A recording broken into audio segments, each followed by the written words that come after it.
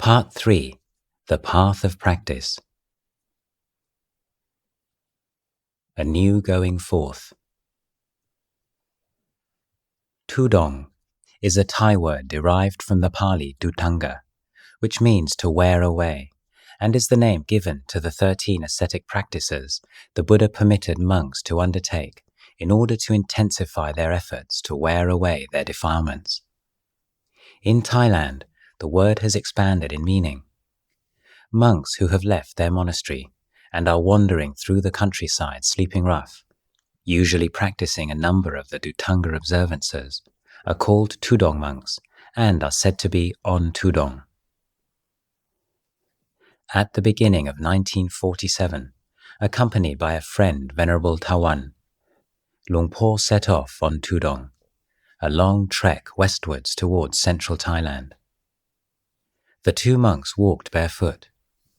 They carried their iron bowls in a cloth bag on one shoulder, and their glots, their umbrella tent, on the other. Villages were rare, and beyond the cultivated area that surrounded them, now tired and dry after the harvest, the rutted tracks they walked along were often overgrown. It must have been a harsh baptism into the Tudong life for Luang Por and his companion. Although the days might have been hot, nights on the forest floor would have been chilling, and their one daily meal austere. The Buddha did not want his monks to be self-sufficient hermits. He laid down a number of rules in the monks' discipline, aimed at ensuring that they had daily contact with the lay community. Monks cannot dig the earth, pick the fruit from trees, keep food overnight, or cook. They may eat only that food which has been offered directly into their hands or bowl. The Tudong monk goes on alms round early in the morning, eats whatever he needs in one sitting from his bowl, and relinquishes whatever is left. Therefore, if he wants to eat, and he usually has a good appetite after walking the whole previous day, he has to make sure that he spends the night within easy walking distance of a village. In the mornings, as Luang Por and Venerable Tawan passed through the ragged hamlets of Sisagate and Surin, villagers would have rushed out excitedly to put food in the monks' bowls, but it would be mainly lumps of plain sticky rice that the two monks received, and rarely more than a few chilies or a banana to eat with it. The villagers were poor, and being caught unprepared, they had little close at hand to offer the lean, dark monks that suddenly appeared out of the forest, walking slowly past their houses, heads bowed, silent as ghosts.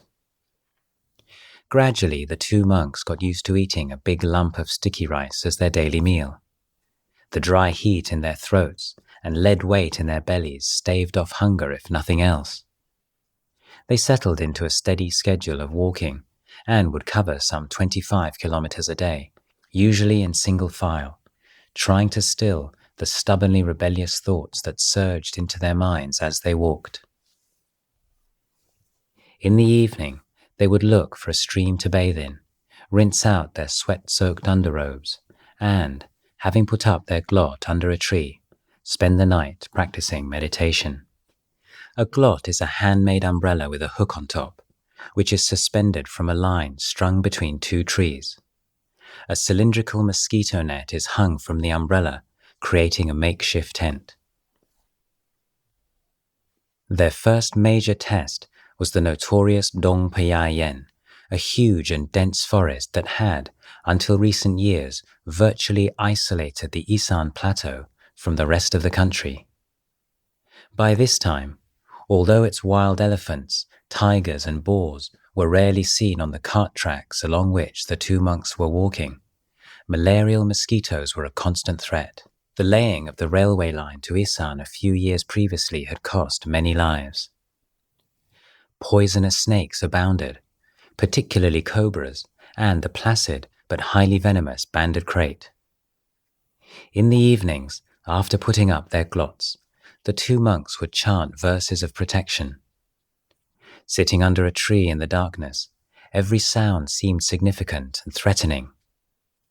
Even if the larger beasts left them alone, they were aware that a bite from one of the centipedes or scorpions in the dead leaves around them would mean an agonizing and sleepless night. Eventually, Luang Por and Venerable Tawan emerged unharmed from the jungle into the dry rice fields of Saraburi. From there, they made their way northwards to the province of Lopburi and Wat Khao Wongkot, the monastery of Luang Por Pao, a forest monk renowned for his meditation prowess.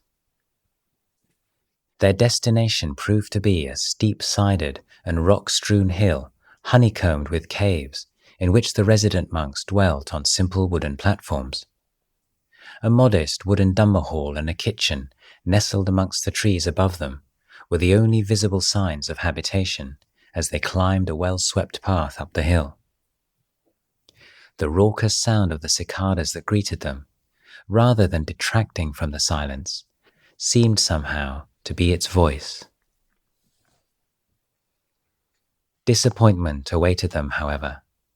They were informed by a resident monk that Luang Por Pao had passed away a few months prior to their arrival. They were given permission to stay for a while to rest after their journey and to decide on their next move. It was the first time that they had lived in a forest monastery, and they soon realized that even without its teacher, there was much here that they could learn from. The textbook definition of a forest monastery is any monastery, even theoretically one completely devoid of trees, situated at least 500 bow lengths, approximately 1 kilometer, from the nearest village. The forest monastery's relative seclusion is intended to provide an environment in which its inhabitants may live in a way resembling that of the monks in the Buddha's time, focusing their efforts on the training of body, speech, and mind that leads to enlightenment.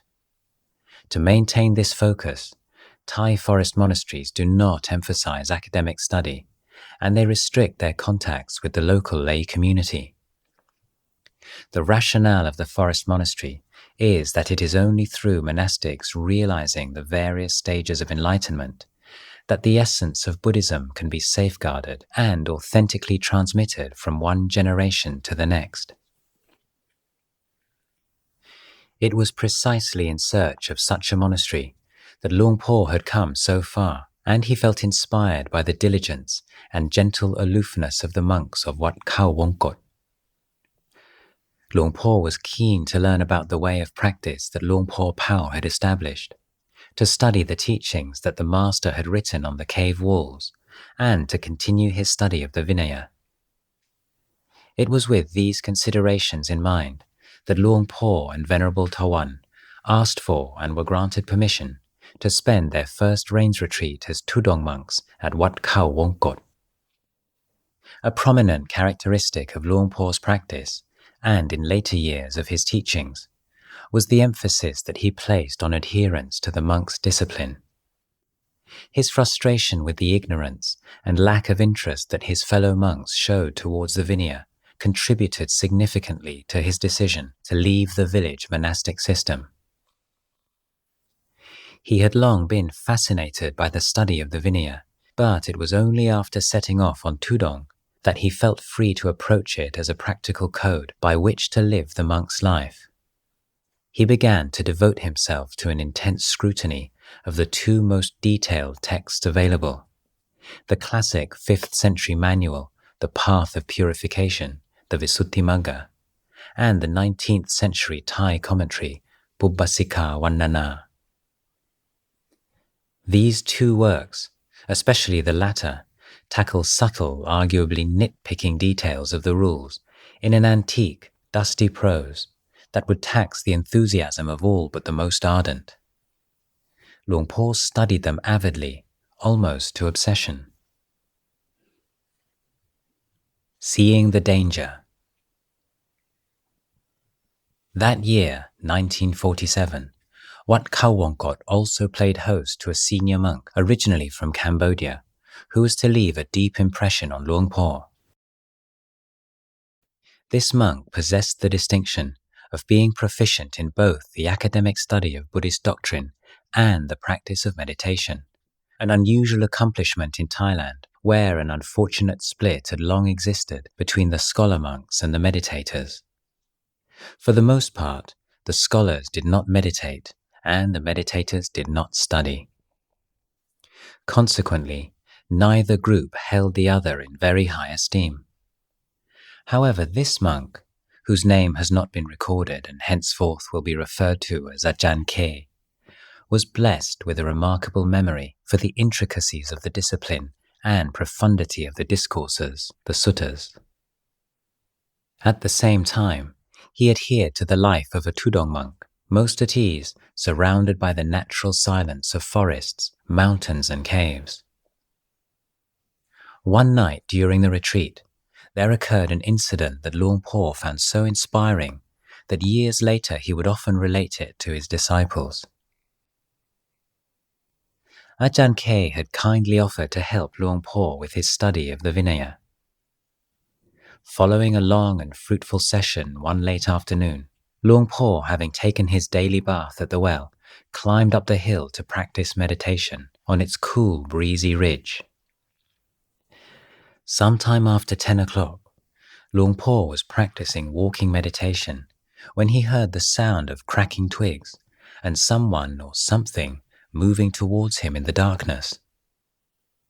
At first, he assumed it was a creature out hunting for its dinner, but as the sound got closer, he made out the form of Ajahn emerging from the forest. "Ajahn, what brings you up here so late at night?" "I explained a point of Vinaya to you incorrectly today." "You shouldn't have gone to all this trouble just for that, sir. You don't have a light to show the way. It could have waited until tomorrow." "No, it could not. Suppose for some reason or other I was to die tonight, and in future you were to teach other people what I explained to you. It would be bad Dhamma for me and for many others." Ajahn carefully explained the point again, and once he was certain that it had been clearly understood, returned into the night. Luang Por had often noted the phrase in the texts describing the sincere monk as one who sees the danger in the smallest fault. Here, at last, was someone who paid more than lip service to that ideal, who genuinely felt the closeness of death, and who possessed such scrupulousness that it made him willing to risk climbing a treacherous mountain path in the middle of the night. It was a powerful and memorable lesson. During this first retreat dedicated to meditation, Luang Por was still unsure of the path of practice most suited to him, and experimented with a number of different meditation techniques. At one point, he decided to try using a rosary, and in an effort to make one for himself, he gathered up the requisite 108 seeds from the branch of a tabak tree broken off by playful monkeys. Stymied by a lack of thread, however, he was forced to improvise and spent the next 3 days dropping the seeds one by one into a tin. Unsurprisingly, it was not a success, and he returned to mindfulness of breathing. Luang Por still did not find meditation easy, but he persevered, constantly observing what worked and what did not. His biggest frustration was that he felt more at peace when he was not meditating than when he was. He reflected again and again on the fact that the more effort he put into meditation, the more his breathing became labored and the less his mind would settle. It seemed that meditation made things worse rather than better. And then he made an important discovery. My determination had turned into attachment. That's why I got no results. Things got burdensome because of that craving that I carried with me into practice. Ghosts in the night. Luang Por's fear of ghosts had not been completely displaced by his growing courage, and every now and again it would flare up alarmingly. He usually kept it smothered, out of sight and mind, through a nightly recitation of protective spells and incantations before he slept. One night, however, after a long period of meditation high up on the ridge of Khawangkot, Luang Por felt such a surge of confidence in the power of his virtue that he omitted the recitations. Before long, he would regret his decision. The idea of virtue as protection is a hallowed one in the Buddhist world. It's a concept that became a cornerstone in Luang Por's teachings, especially to the laity, and helps to explain the great emphasis that he was to place on keeping precepts. It was his firm belief that, in addition to its vital role in the development of peace and wisdom, virtuous conduct, long sustained, has an enormous intrinsic power. Luang Por had experienced a growing sense of integrity and self-respect through his efforts to keep the vast number of monastic observances scrupulously, but as yet, he had never quite dared to put his convictions in the protective power of his virtue to the test. He believed the Buddha, the Dhamma, and the Sangha to be the supreme refuges, but could not deny his barely suppressed fear of malevolent spirits. Yet on this cool and silent night, he felt invincible, ready to take the risk. The moment that Luang Por lay down to sleep, he became aware of a chilling and thickening of the air around his glot. A malign presence began to bear down upon him. It was as if it had been lurking, waiting for the young monk to forget his chance, and through his hubris he had made himself its prey. Suddenly, Luang Por was pinned down on his back, paralyzed.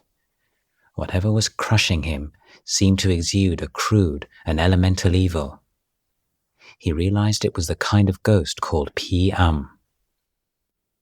As the pressure intensified on his chest, he struggled desperately for breath. Somehow, he managed to maintain his presence of mind. He quelled the feelings of panic. Mentally, he recited the word Putto over and over again with great determination. No other thoughts could enter his mind, and Luang Por found refuge in the recitation. The strength of the evil force was immense. Although checked, it put up a bitter struggle. Eventually, the pressure weakened. Luang Por gradually began to recover movement in his body. It was over. After the shock wore off, there came a wave of exultation.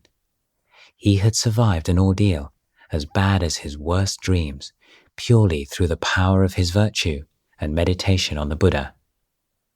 He could ditch his spells. This incident gave Luang Por's intellectual conviction in the power of virtue a strong emotional boost. Following it, he increased his care and attention to the precepts in the monk's discipline, restraining himself from even the most minor infringements. It was at this time that he finally plucked up the courage to dispose of his small emergency stash of money.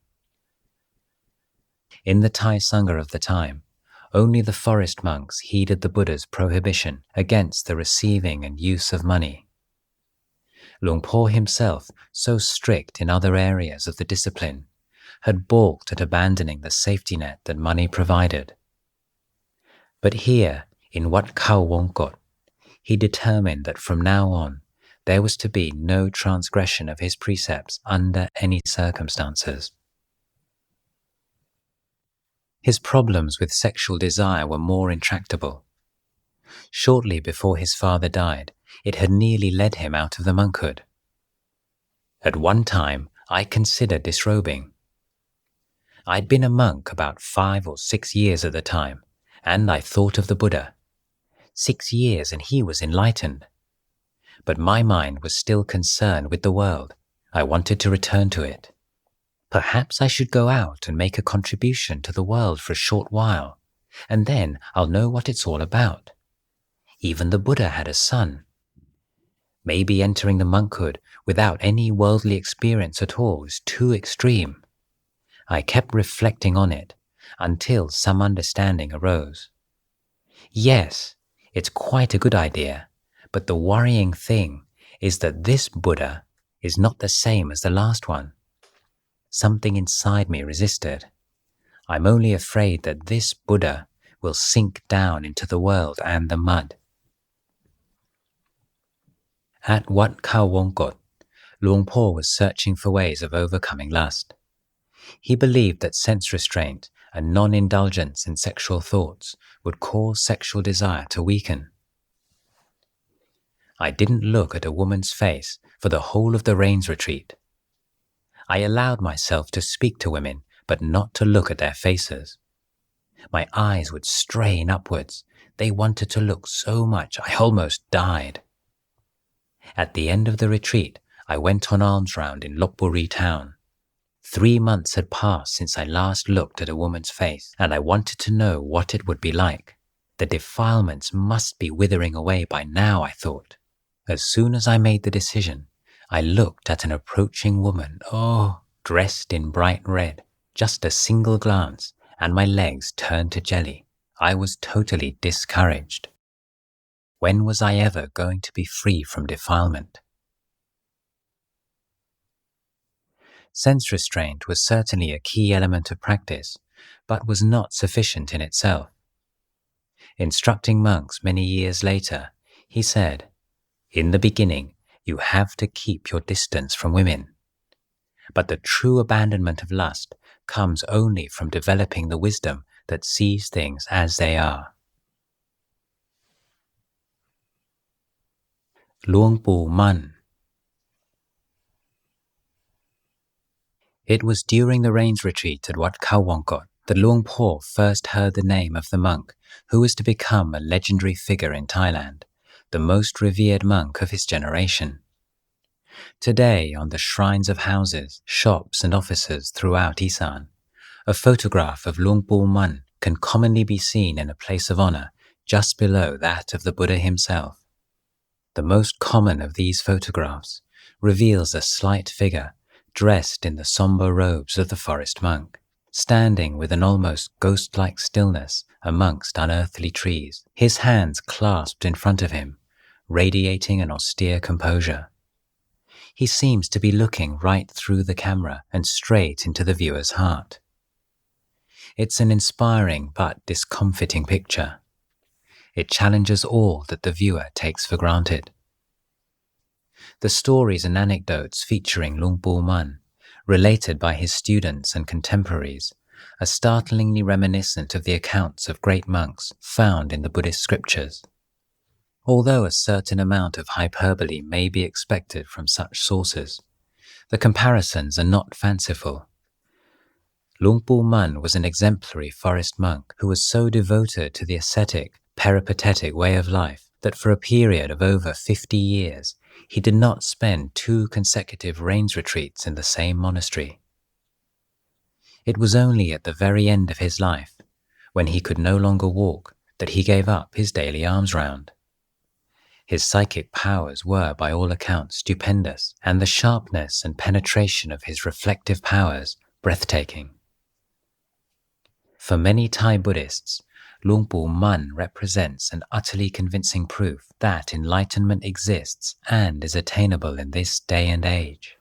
Forest monks have never been absent from Thailand, but before Luang Pu Man, they were usually scattered in small, isolated communities that possessed little sense of being part of a wider tradition. These sanghas tended to be centered around a charismatic teacher and rarely lasted long after his death. There are no records to tell us how many such groups have assembled and dispersed in the last 700 years. We will never know how many enlightened beings have come and gone.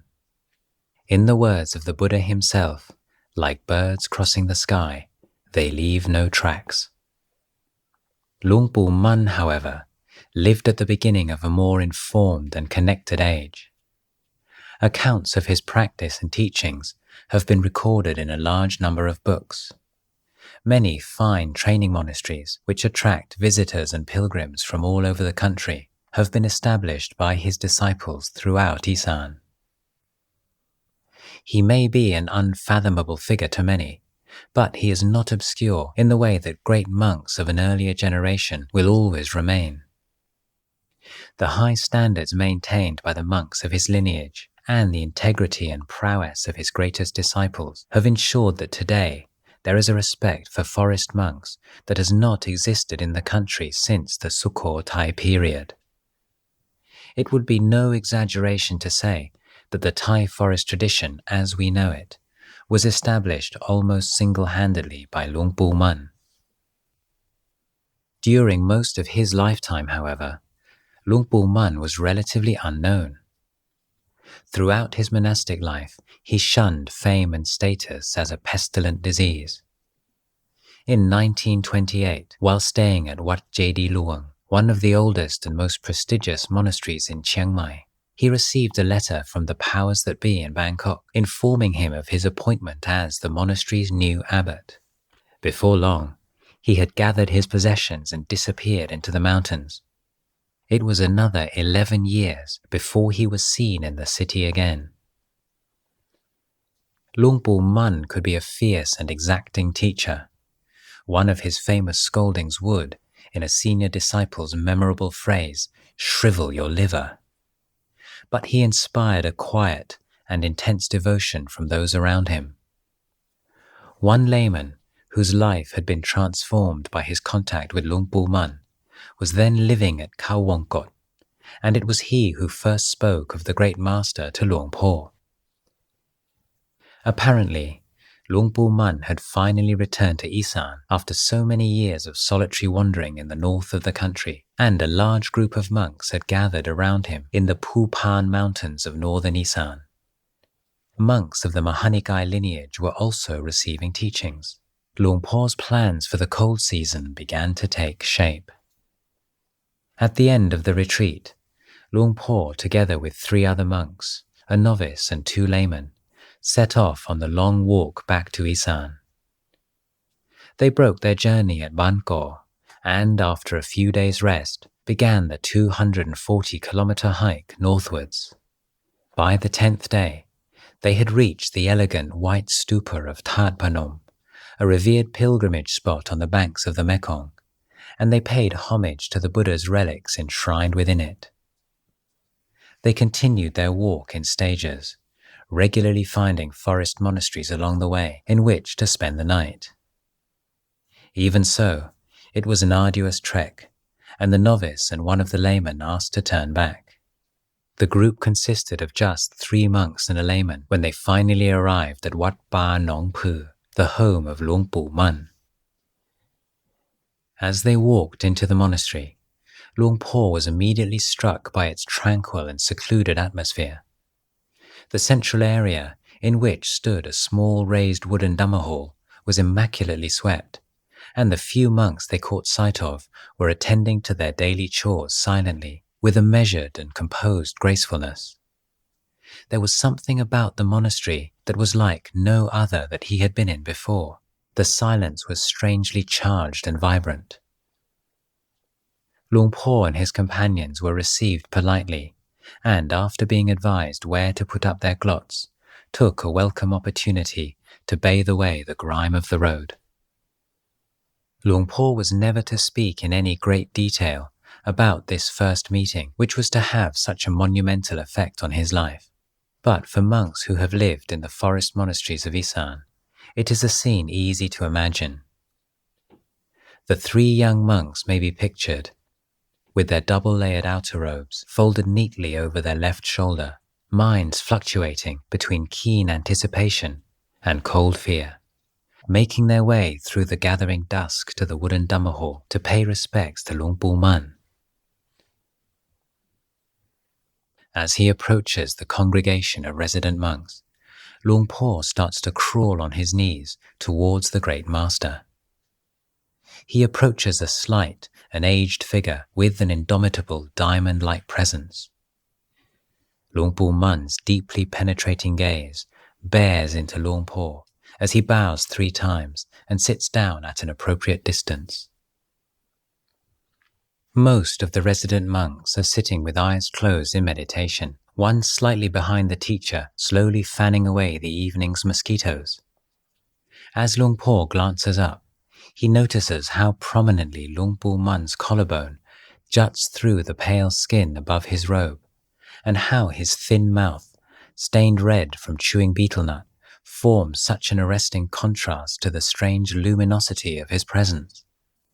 As is the time-honored custom amongst Buddhist monks, Luang Pu Mun first asks the visitors how long they have been in robes, the monasteries they have practiced in, and the details of their journey. Did they have any doubts about the practice? Luang Por replies that he does. It is at this point that he was later to take up the story himself. He said that he had been studying the Vinaya texts with great enthusiasm, but had become discouraged. The disciplines seemed too detailed to be practical. It didn't seem possible to keep every single rule. What should one's standard be? Luang Pu Mun listened in silence. Then he gave simple but practical advice. He advised Luang Por to take the two guardians of the world, wise shame, in Pali hiri, and wise fear of the consequences, ottappa, as his basic principles. In the presence of these two virtues, he said, everything else would follow. He then began to discourse on the threefold training of sila, samadhi and panya, the four roads to success and the 5 spiritual powers.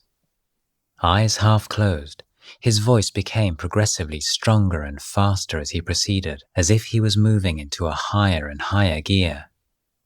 With absolute authority, he described the way things truly are and the path to liberation. Luang Por and his companions sat completely enwrapped. Luang Por said that although he had spent an exhausting day on the road, listening to Luang Pu Mun's Dhamma talk made all of his weariness disappear. His mind became lucidly calm and clear, and he felt as if he was floating in the air above his seat. It was late at night before Luang Pu Mun called the meeting to an end, and Luang Por returned to his glot aglow. The usual translation of the Thai word sangop is peace, and this is correct in most contexts. But when dealing with the practice of meditation, Luang Por uses the word sangop in ways that can sometimes make this translation problematic. For this reason, in the meditation context, it has sometimes been rendered with the unorthodox translation, lucid calm. On the second night, Luang Pu Mun gave more teachings, and Luang Por felt that he had come to the end of his doubts about the practice that lay ahead. He felt a joy and rapture in the Dhamma that he had never known before. Now what remained was for him to put his knowledge into practice. Indeed, one of the teachings that had inspired him the most on those 2 evenings was this injunction to make himself a witness to the truth. But the most clarifying explanation, one that gave him the necessary context or basis for practice that he had hitherto been lacking, was of a distinction between the mind itself and transient states of mind which arose and passed away within it. Luang Pu Mun said they're merely states. Through not understanding that point, we take them to be real, to be the mind itself. In fact, they're all just transient states. As soon as he said that, things suddenly became clear. Suppose there's happiness present in the mind. It's a different kind of thing. It's on a different level to the mind itself. If you see that, then you can stop. You can put things down. When conventional realities are seen for what they are, then it's ultimate truth. Most people lump everything together as the mind itself, but actually there are states of mind together with the knowing of them. If you understand that point, then there's not a lot to do. On the third day, Luang Por paid his respects to Luang Pu Mun and led his small group off into the lonely forests of Phupan once more. He left Nong Phuon never to return again, but with his heart full of an inspiration that would stay with him for the rest of his life. Orders of the Day, a short historical background. Fragmentation of the Sangha into a number of different orders has been a notable feature of Sri Lankan and Burmese Buddhism. In Thailand, however, the creation of new orders has been extremely rare. This anomaly is explained to a large extent by the fact that it is only in Thailand that the Sangha has enjoyed strong and uninterrupted royal support throughout its existence, and has been spared the stresses of living under an unsympathetic colonial administration. The Thai abhorrence of conflict and lack of enthusiasm for doctrinal niceties have also played their part. For the last 160 years, there have been two orders in Thailand, the Mahanikaya and the Dhammayut Nikaya. The word Nikaya is most commonly rendered as sect, but that term tends to suggest, misleadingly, doctrinal disputes. Nikayas do not, in fact, differ in matters of belief or interpretation of the teachings, but rather to the practical application of the Vinaya. In other words, it is on questions of orthopraxy rather than orthodoxy that they define themselves. The Dhammayut, which means literally bound with the Dhamma or righteous Nikaya, is the more recent. It was established by King Mongkut in the 1830s, during the period he spent in the monkhood prior to ascending the throne. His intention was that it should provide an elite group of monks that would act as a regenerative force within the Maha, the great or greater Nikaya. The monastic order of the time was certainly in a parlous state. The destruction of the kingdom of Ayutthaya in 1767 and the period of anarchy that followed it had dealt a crushing blow to the organization of an already corrupt system.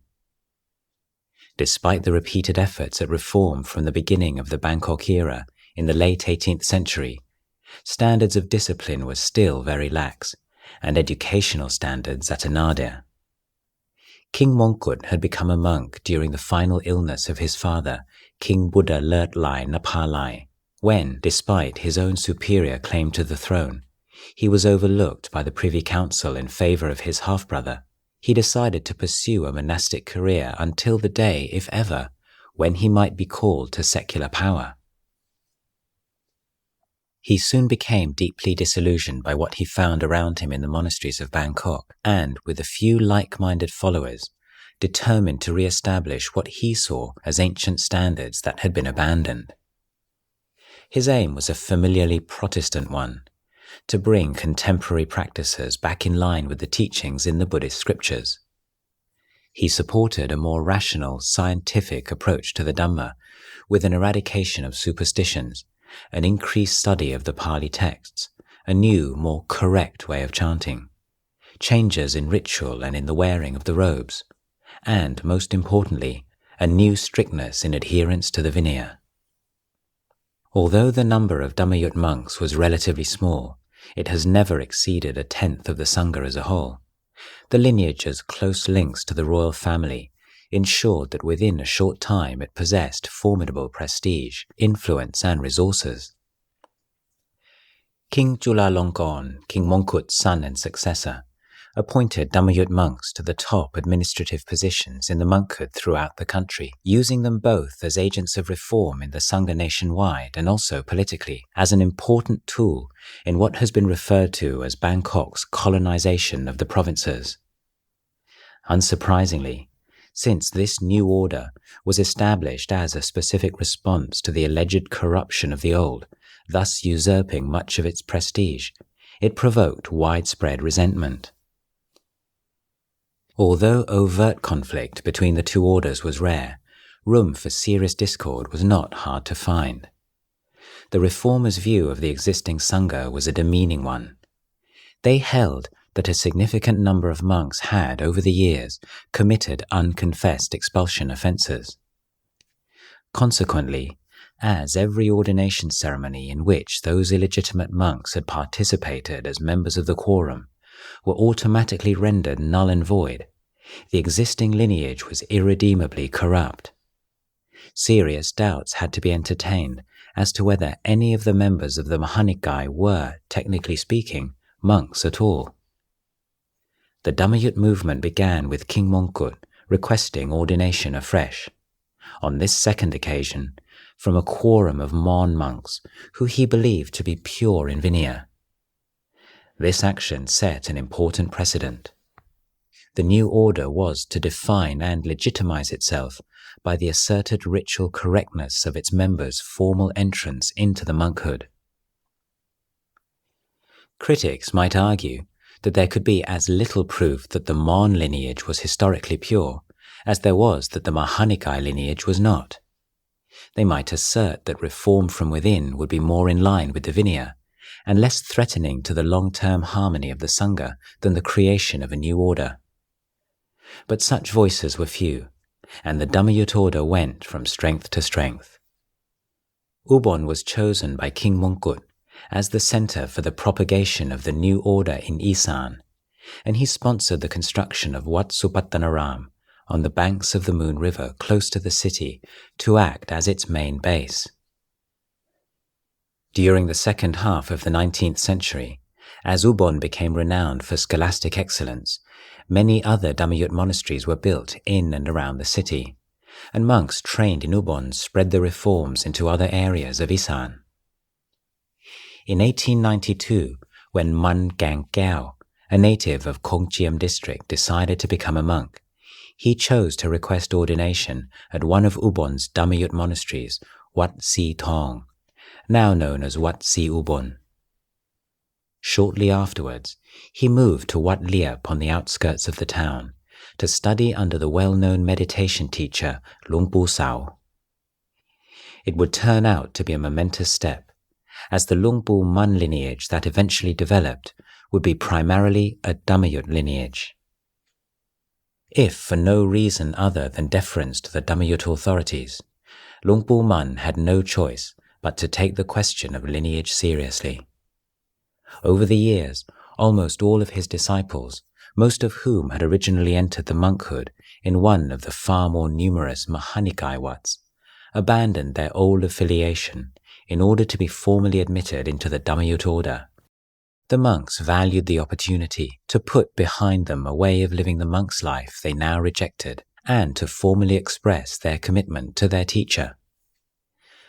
By the early 1920s, the group of Luang Pu Man's disciples was growing rapidly and having a galvanizing effect on Isan. Although primarily committed to living in lonely places in accordance with the traditional norms of the forest monk, they were not indifferent to the society they had renounced and which now supported them. In groups of 2 or 3, they would go on long treks through the countryside, combining periods devoted to their own meditation practice with preaching to the laity. Their stress on the abandonment of the superstitious animist beliefs that had in many places smothered a supposedly dominant Buddhism, and taking refuge in the Triple Gem, sometimes took on the nature of a crusade. Luang Po Li, one of the most energetic and articulate of Luang Pu Man's great disciples, related one such effort in his own village in northern Ubon. Once a year, when the season came around, each household would have to sacrifice a chicken, a duck, or a pig. Altogether, this meant that in 1 year, hundreds of living creatures had to die for the sake of spirits, because there would also be times when people would make sacrifices to cure an illness in the family. All of this struck me as a senseless waste. If the spirits really did exist, that's not the type of food they would eat. It would be far better to make merit and dedicate it to the spirits. If they didn't accept that, then drive them away with the authority of the Dhamma. So I ordered the people to burn all the village shrines. When some of the villagers began to lose nerve, for fear that there would be nothing to protect them in the future, I wrote down the chant for spreading goodwill and gave a copy to everyone in the village, guaranteeing that nothing would happen. I've since learned that all the area around the ancestral shrines is now planted with crops, and that the spot where the spirits were said to be fierce is now a new village. Although Luang Pu Man and many of his closest disciples were natives of Ubon, at that time by far the largest of the Isan provinces, his lineage was to flourish further north. The reasons for this were largely a function of Sangha politics. The Dhammayut order had begun its life as an essentially urban scholastic movement. From its inception, its upper echelons had tended to distrust forest monks as contributing to the perpetuation of the irrational, unorthodox currents in the Sangha that they were trying to eradicate. To them, forest monks were ignorant of the Pali texts, did not keep the Vinaya strictly, and were mavericks outside of the control of the larger Sangha. This may have been true of the forest monks in central Thailand in the mid-19th century, but it failed to recognize the unique features of the Luang Pu Man group, in particular their devotion to Vinaya training, which in many ways exceeded that of the monks who criticized them. Phra Ajahn was the head of the Sangha in Isan and based in Ubon. He was one of the leading figures in 20th century Thai Buddhism. His given name was Uwan, his monk's name Tisso, and his final title Somdet Maha Virawong. He became the first Sangha-nayaka, or head of the Thai Sangha, after government-initiated reforms in the 1930s. He was a steadfast opponent of the Luang Pu Man group.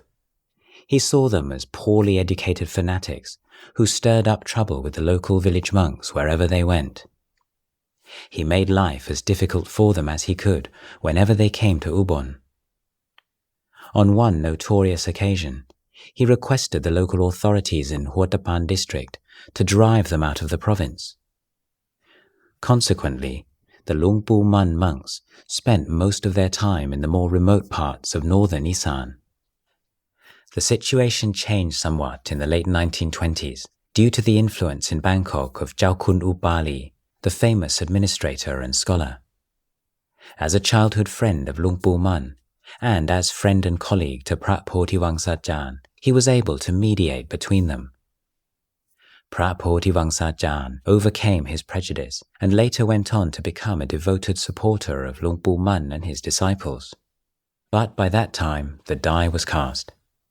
Luang Pu Man was on his sojourn in Chiang Mai, and his disciples were forging ties to lonely areas of Isan, hundreds of kilometers away from Ubon.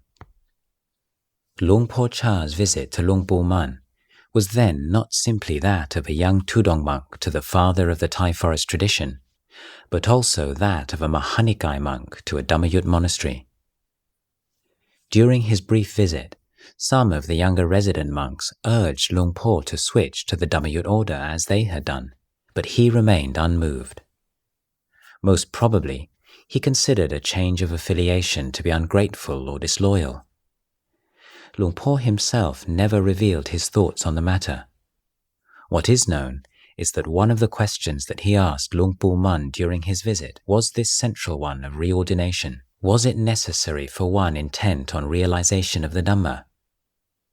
Luang Pu Man put his mind at rest. No, it was not. It has been recorded that prior to Luang Por's visit, one of Luang Pu Man's senior disciples had a meditative vision in which he saw Ubon split off from the rest of Isan. Luang Pu Man apparently considered this a sign that Ubon would not be a stronghold for the Dhammayut forest monks in the future. It is said that he recognized in Luang Por Cha the one who had introduced the forest tradition into the Mahanikai order and established monasteries in Ubon. After only 3 days, Luang Por left Nong Pu and, as far as is known, did not return. Luang Pu Man himself passed away in 1949. Despite such a short time in his presence, Luang Por Cha has long been numbered amongst the great disciples of Luang Pu Man. There is some room for doubt on this point. Can 2 nights of instruction, without any formal declaration of a teacher-student relationship, really count as basis for discipleship? When asked why he stayed with Luang Pu Man for such a short time, Luang Por replied that a person with his eyes closed could spend years close to a fire and still not see it, whereas someone with good eyes would take little time at all.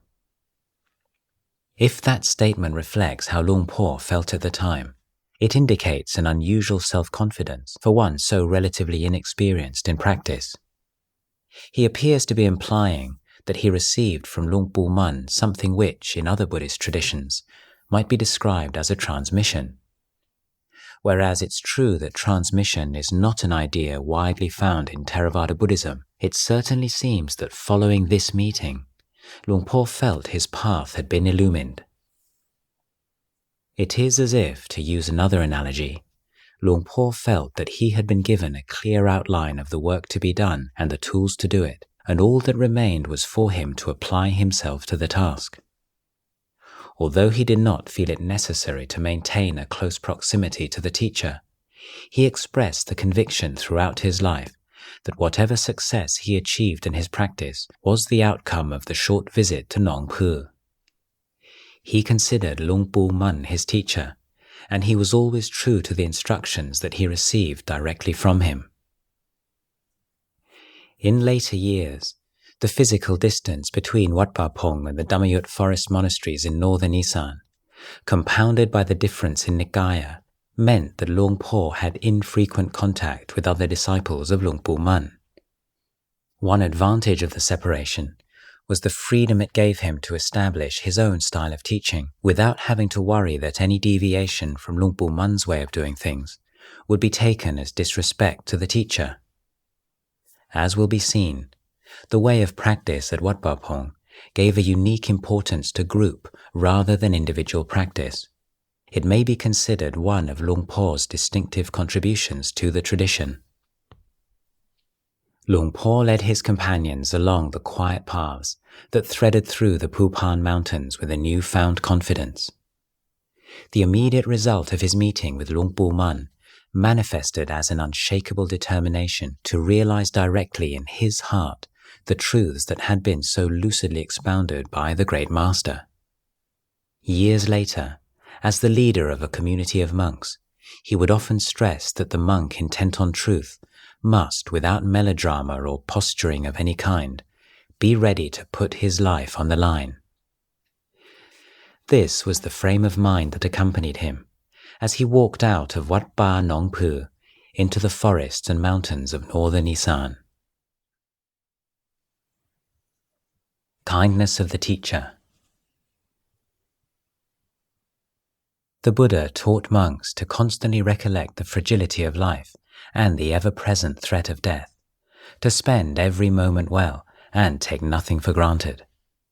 At night, monks are encouraged to reflect on all the various ways they might die before the following dawn. Snake bites, scorpion bites, an awkward fall, appendicitis, the list is soberingly long. Dwelling in tropical forests, where their insecurity is palpable and virtually impossible to forget, is particularly conducive to this kind of contemplation. One night, in a thick forest in Nakhon Phanom, a roving pack of wild dogs caught the scent of Luang Por as he sat meditating in his glot. The motionless form of a cross-legged monk must have been a strange and unsettling sight to them.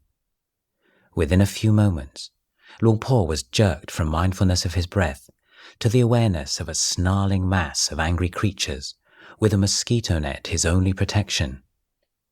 Fear coursed through his body, and with a supreme effort, Luang Por steadied his mind.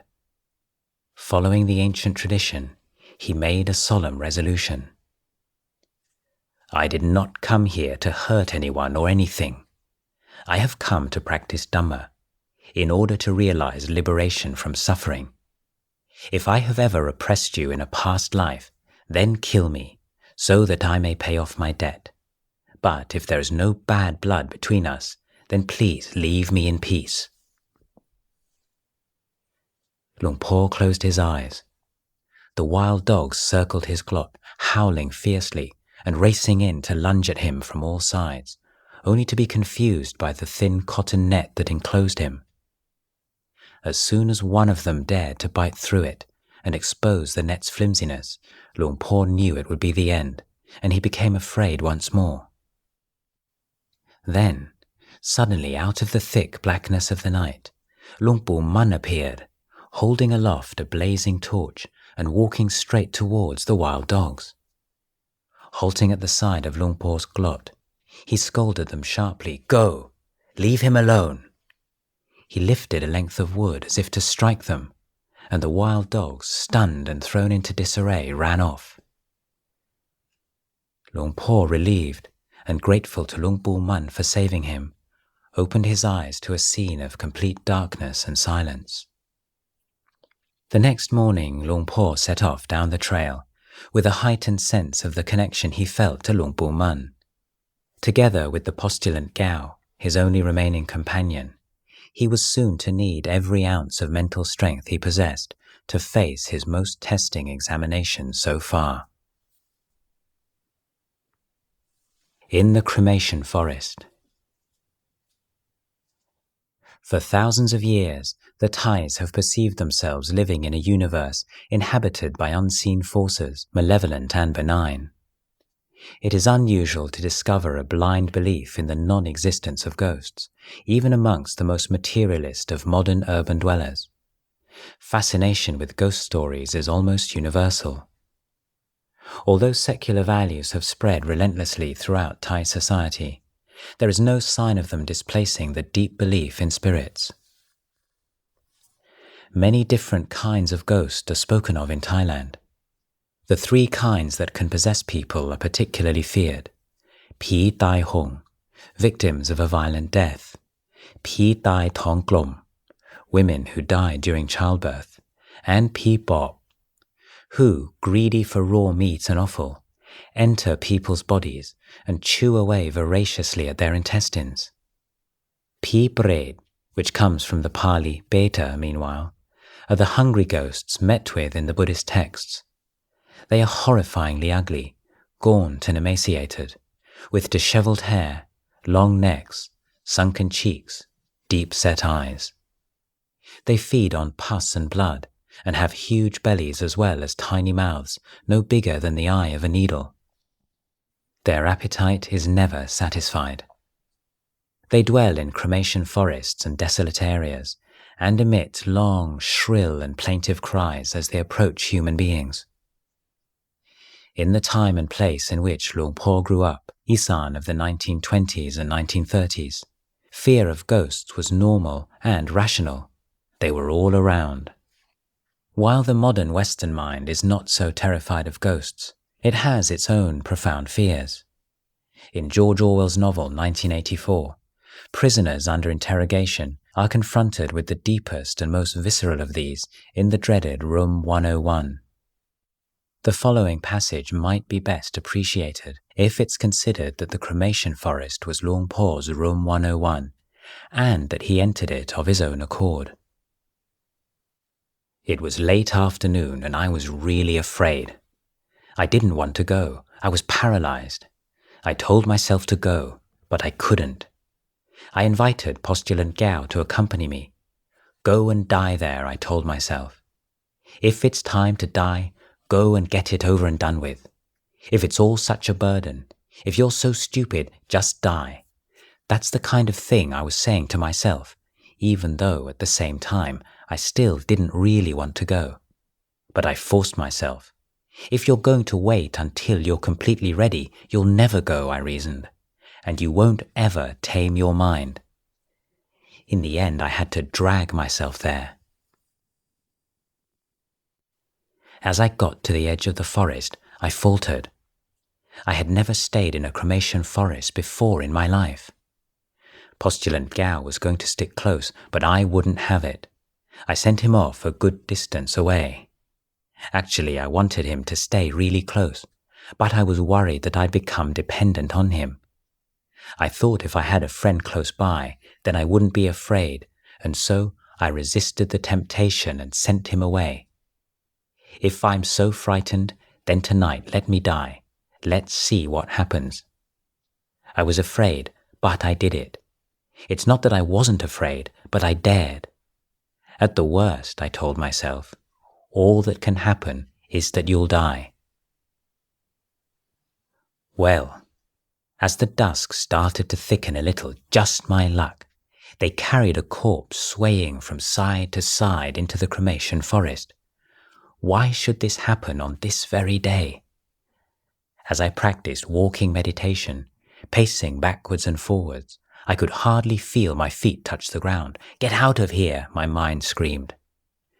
The villagers invited me to go and chant the funeral verses. I wouldn't have anything to do with it. "Get out of here," I was still thinking. But after I'd gone a short distance, I returned. They came and buried the corpse right by my glot, and then made a sitting platform for me from the bamboo they'd used to carry the body. What should I do now? The village was 2 or 3 kilometers away. This is it for sure. What shall I do? Just get ready to die. Postulant Gao moved closer. I sent him away and told myself, just go ahead and die. Why are you so terrified? Now we're going to have some fun with this. If you don't dare do it, you won't know what it's like. Oh, it was such an intense feeling. It hardly seemed as if my feet were touching the ground, and it was getting darker and darker. Where are you going to go now? Go right into the middle of the cremation forest. Die. You were born and then you die. Isn't that the way it goes? I battled with myself like that. After the sun had gone down, I felt I should get into my glot. My legs were refusing to move. My feelings urged me into the glot. I'd been practicing walking meditation in front of it, opposite the grave. As I walked towards the glot, it wasn't so bad. But as soon as I turned towards the grave, I don't know what it was as if there was something pulling at my back. Cold shivers went down my spine.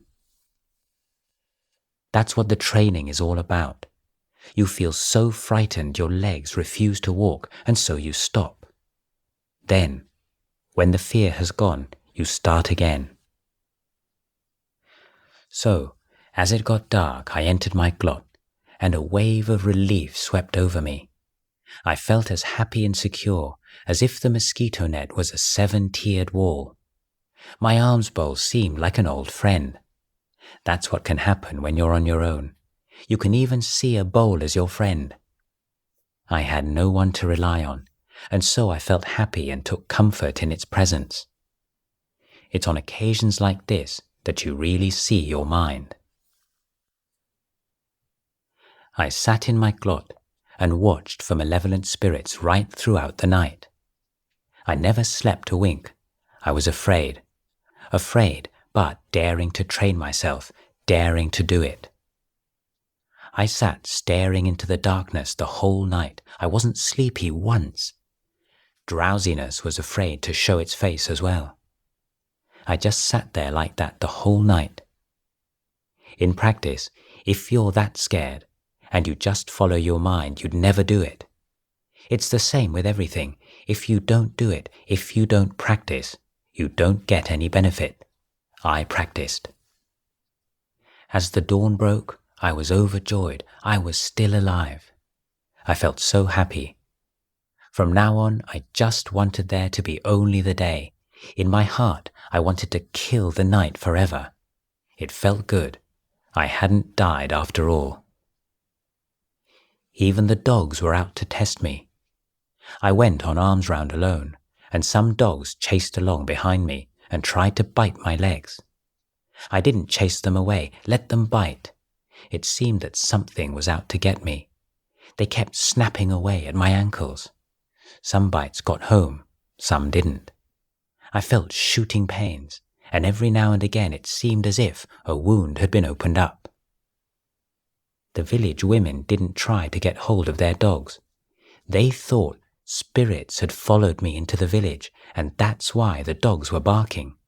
They were chasing after spirits and biting them, not me, so they just left them to it. I didn't drive the dogs off, just let them bite me. Last night I was almost frightened to death, and now I'm being attacked by dogs. Let them bite me if I've ever hurt them in past lives. But they just snapped away ineffectually. That's what's called training yourself. After alms round, I ate my meal and started to feel better. The sun came out and I felt warm and at ease. During the day I had a rest, and by then my mind was getting back to normal. I thought everything was all right. It was only fear. Tonight, I should be able to get down to some meditation practice. I've been through the fear. Tonight, it should be fine. Late afternoon, and here we go again. They carried in another corpse, an adult. It was even worse than the previous night. They were going to cremate it right in front of my glot. This was much worse. At least the villagers burnt the body, but when they invited me to go and contemplate the corpse, I stayed where I was. Only when all the villagers had left did I go. They've all gone home and left me alone with the corpse. What shall I do? I don't know what similes I could use to describe to you this fear, and in the night time too. The fire had burnt right down. The embers were red, green, blue. They spluttered and every now and then broke into flame. I couldn't bring myself to practice walking meditation in front of the fire. As soon as it was completely dark, I got into my glot as I'd done the night before. I sat in the thick forest with the smell of the corpse-burning smoke in my nostrils the whole night. It was worse than the night before. I sat with my back to the fire with no idea of sleeping. How could I sleep? I didn't have the slightest desire to. I was nervous and wide awake the entire night. I was afraid, and I didn't know who I could depend on. You're here by yourself, and you'll have to rely on yourself. There's nowhere to go. It's pitch black out there. Just sit down and die. Where do you want to go anyway? If you were to just follow what your mind told you, you'd never go to a place like that. Who would willingly put themselves through such torment? Only someone with a firm conviction in the Buddha's teachings of the fruits of practice. It was about 10 o'clock, and I was sitting with my back to the fire. Suddenly, I heard a sound from behind me. I thought that maybe the corpse had rolled off the fire, and perhaps some jackals had come to fight over it, or something. But no, it wasn't that. I sat listening. Then came the sound. Like someone moving ponderously through the forest. I tried to dismiss it from my mind. Shortly afterwards, it began to walk towards me. I could hear the sound of somebody approaching me from behind. The footfalls were heavy, almost like a water buffalo's, but it wasn't a water buffalo. Fallen leaves thickly covered the forest floor. It was February, and I heard the sound of someone treading on the big, brittle leaves. Grop, grop, grop. There was a termite mound at the side of my glot. I heard the steps skirting it as they approached. I thought, whatever it's going to do, let it, because you're ready to die. Where do you think you'd run to anyway? But in the end, it didn't come towards me. The sounds thudded off ahead in the direction of the postulant. After it moved away, there was silence. I don't know what it was. All I was aware of was the fear that made me imagine all kinds of things. It must have been about half an hour later that I heard the sound of someone walking back from the direction of postulant Gao. It was exactly like the sound of a human being. It came straight towards the glot, as if it was determined to trample whoever was inside. I just sat there with my eyes closed. I wasn't going to open them for anything. If I was going to die, then let me die right there. When it reached me, it stopped and stood silent and motionless in front of the glot. I felt as if burnt hands were clutching at the air in front of me. I was sure the end had come. My whole body was petrified with terror. I forgot Putto, Dhammo, Sangho, everything. All that existed was the fear. I was stretched and tight as a monastery drum. All right, you're there, but I'm staying here. My mind was numb. I didn't know if I was sitting on a seat or floating in the air. I tried to concentrate on the sense of knowing. It's probably like tipping water into a jar. If you just keep adding more and more, then eventually it overflows.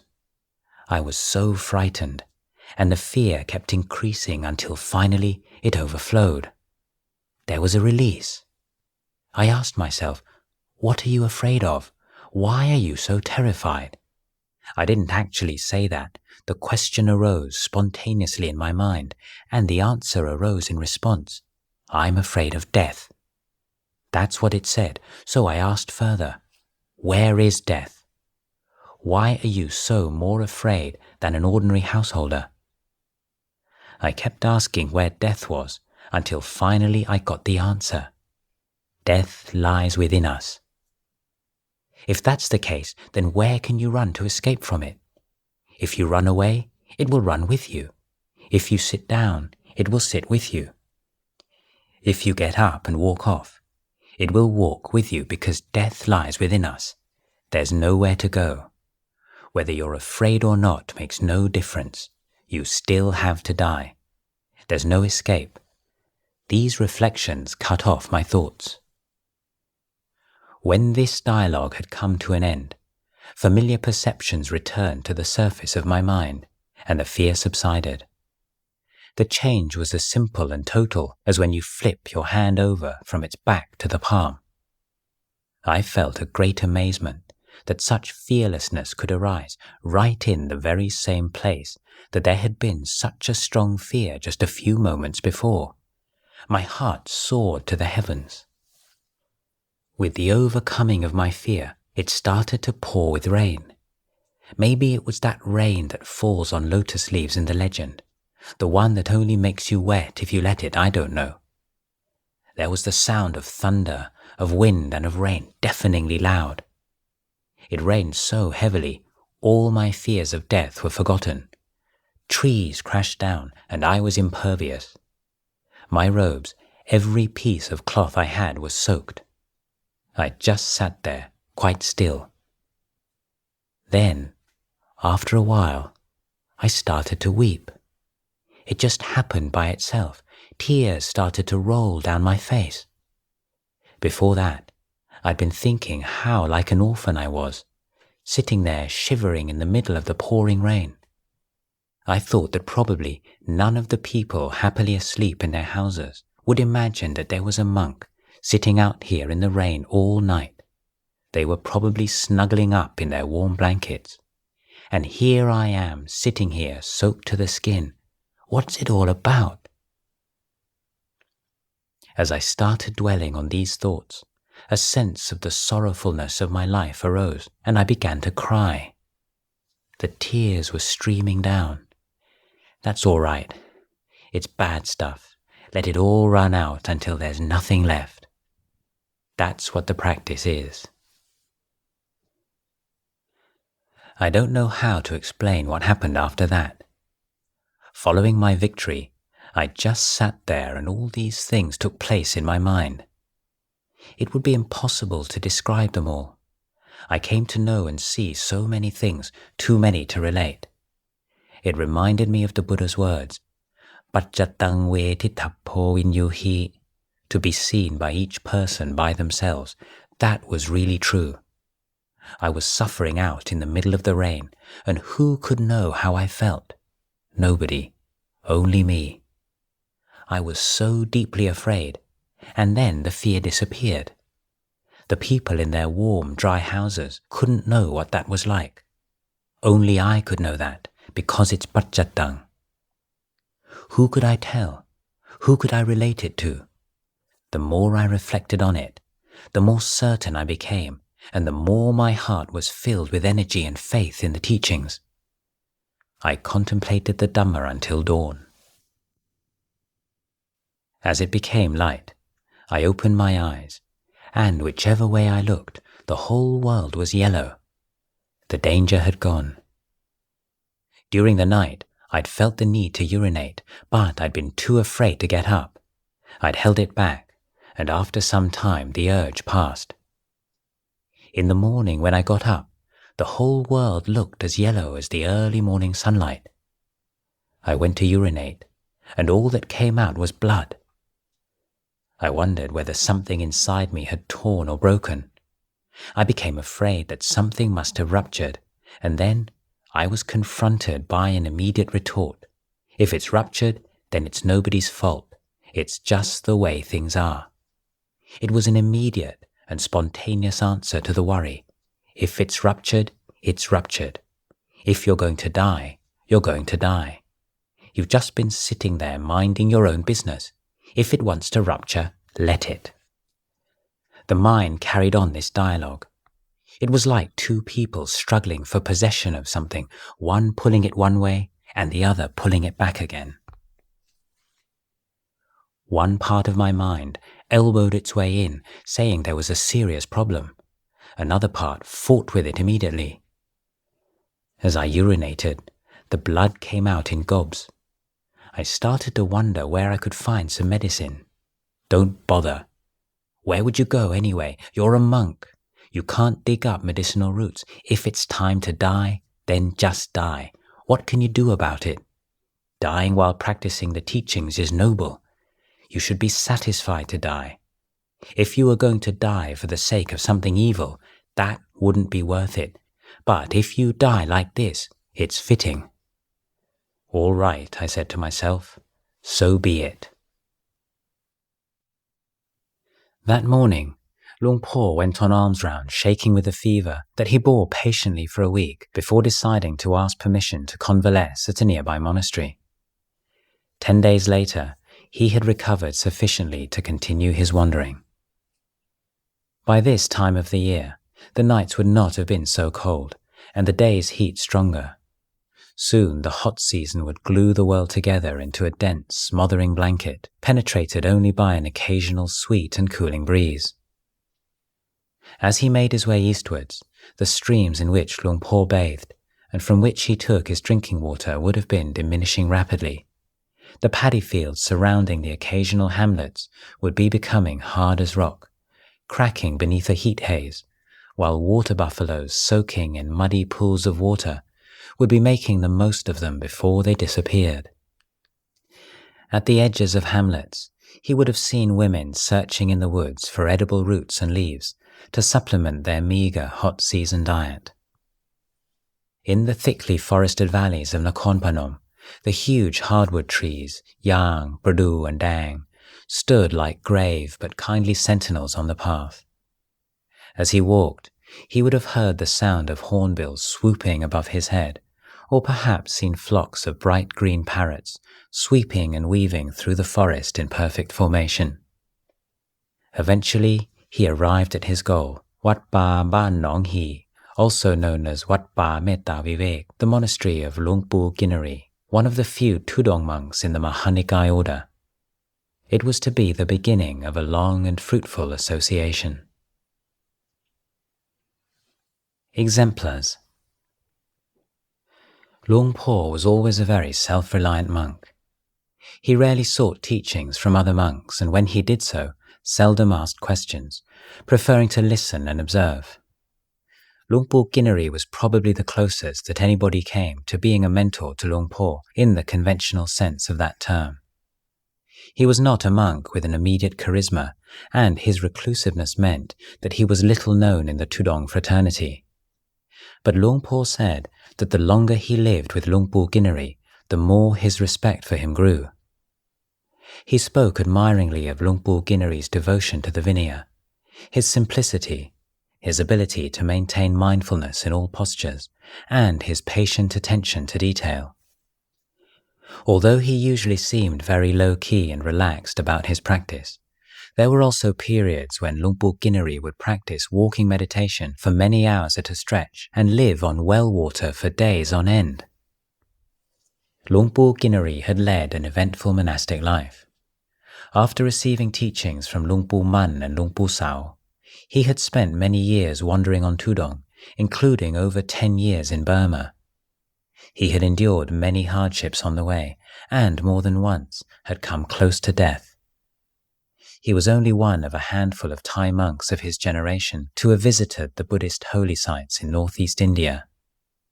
And yet, even at the time Luang Por came to know him, Luang Por Ginnery did not give the impression of being a hard and seasoned traveller.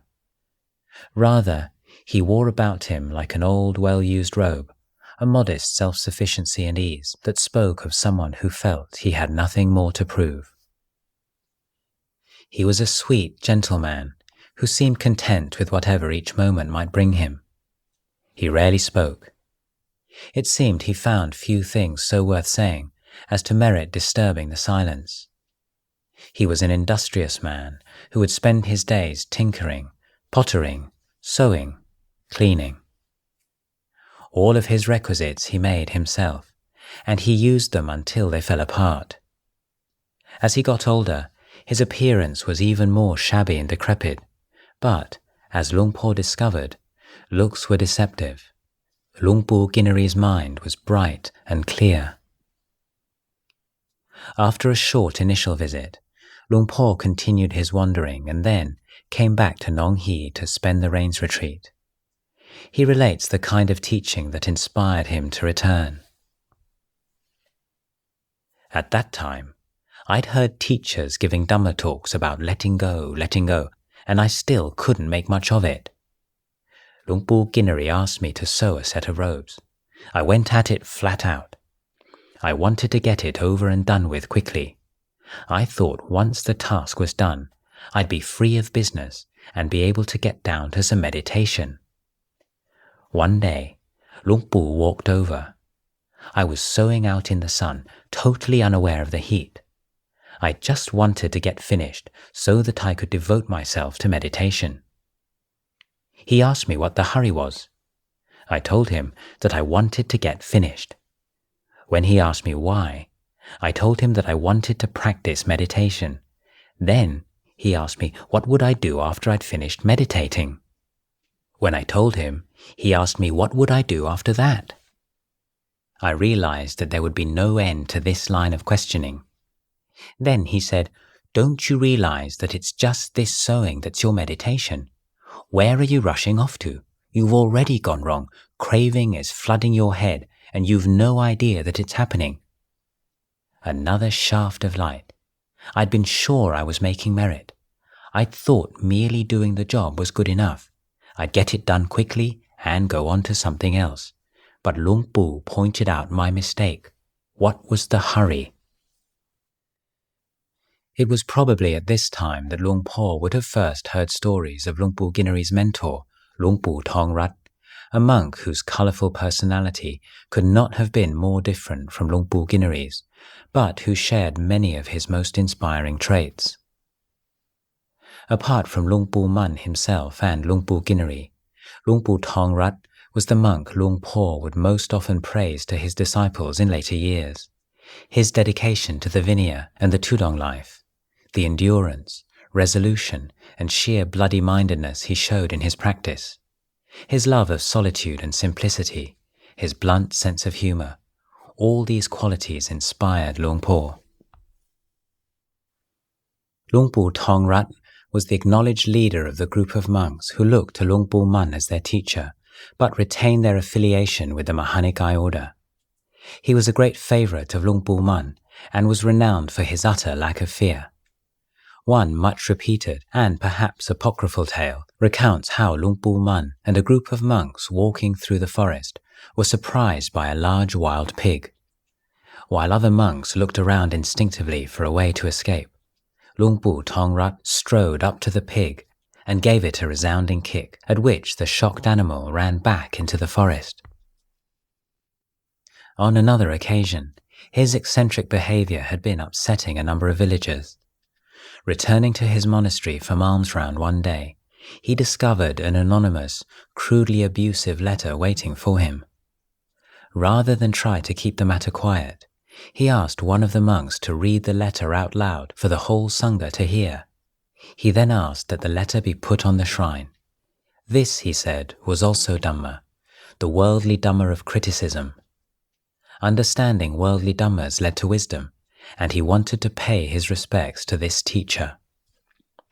Luang Pu Thong Rat died in 1956 in a small monastery a few miles away from the newly established Wat Ba Pong.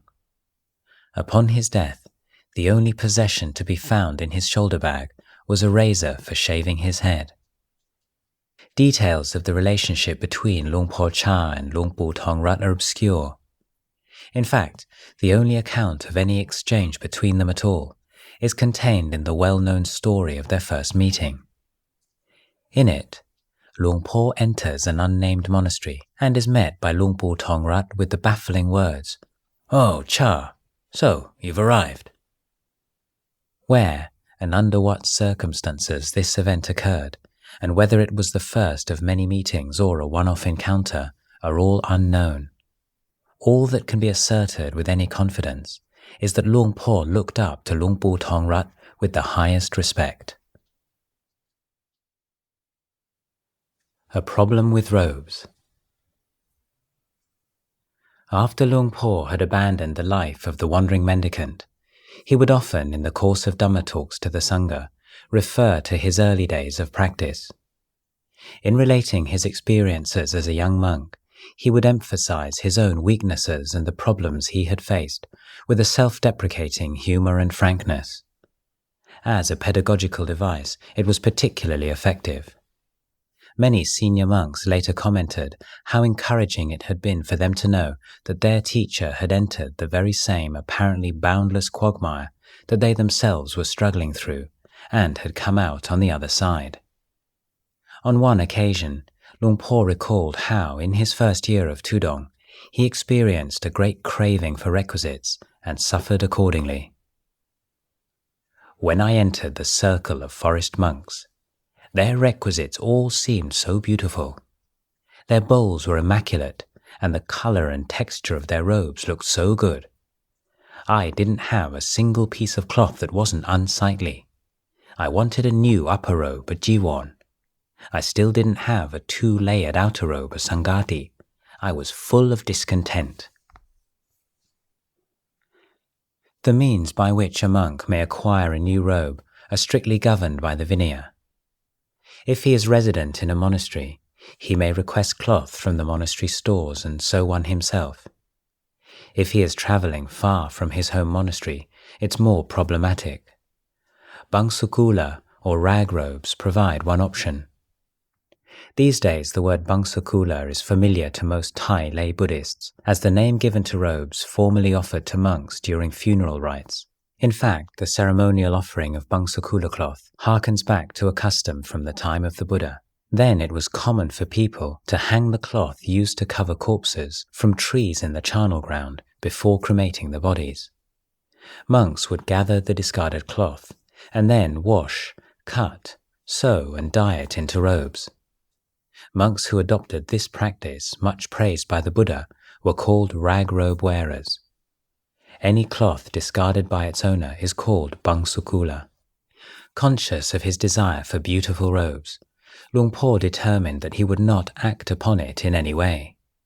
He would make do with bangsukula cloth. This was not so easy to come by, but whatever difficulty was involved, he was determined to overcome his craving for fine requisites. He would make no effort to procure better robes. He would make no requests. He would only accept new robes if they were freely offered to him. The gradual changes taking place in his mind became apparent after he took leave of Luang Pu Ginari for another bout of Tudong.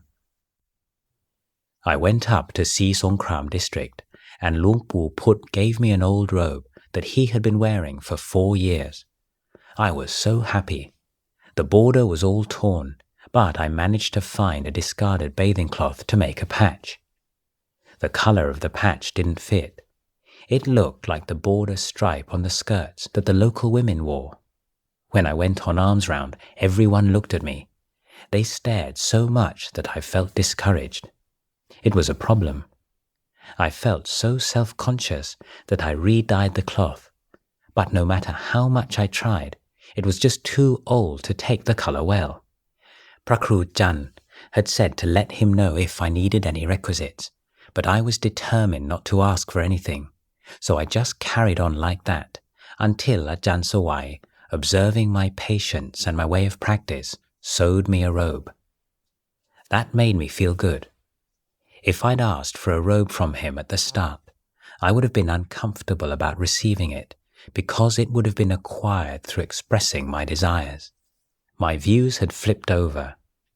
Now, I looked down on anything that had been purchased or ordered or asked for.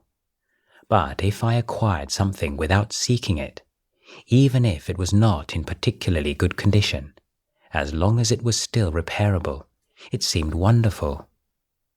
On that trip to see Songkram, I had one small angsa. I couldn't ask for another. Doing so would have been a transgression. I didn't know what to do. I wanted a new one. My mind was restless and agitated. I worried about robes so much that I worked out how to make an upper robe. I planned out step by step what I'd do with the cloth, even though there was no sign of a prospective donor. While I was practicing walking meditation, I'd be marking out the robe in my mind. Whenever I got some cloth, I thought I'd be able to get down to work straight away. I was obsessed. On alms round, all I saw were the markings on the cloth. I went through it so often in my mind that I worked it out. I was as concentrated on that imaginary robe as if I was a flea or louse who'd made it its home. I'd never seen anyone make the 2-layered outer robe before, but I worked that out as well. I was so interested, and I had such a strong desire that I gave it a lot of thought. I determined the method of sewing the robe and of attaching the border, every last detail, until I could do it, until I could visualize it all very clearly. So, when I was eventually offered some cloth, I was able to start straight away. Why not? I was proficient. I was able to cut the cloth and make the upper robe, and as for the 2-layered outer robe, I was even more adept. How could I fail to be with that kind of obsession? This is what is meant by the saying that wherever there is a passionate interest, there is success. Meditation is the same. If you're passionately interested, you don't sleep very much. The mind is awake. It's concentrating. It's looking. That's like that. This is like this, until you're proficient. I'd been wearing my lower robe, my sabong, for 2 years, and it was almost threadbare. I'd have to hitch it up when I sat down. One day, I was sweeping leaves in the central area of the monastery at Ban Pa Tao. It was hot and I was sweating. Without thinking, I squatted down for a rest, without hitching the lower robe first, and it ripped right across the backside. I had to borrow a layman's sarong. There was no patching cloth around, and so, in the end, I had to wash out a foot wiping rag and put the patch on the inside of the lower robe. I sat down and thought to myself, why did the Buddha make monks suffer so much? You can't ask for cloth. You can't do anything to help yourself. I felt dispirited. Both my outer robe and my lower robe were torn. I sat in meditation and was able to make a fresh resolve. I thought, all right, whatever happens, I'm not going to give up. If I've got no robes, I'll just go naked. My mind was really fired up. I thought I'd take these things to the limit and see what it would be like. From then on, I wore robes patched front and back and gave up thoughts of changing them. I went to pay respects to Luang Pu Kinari again.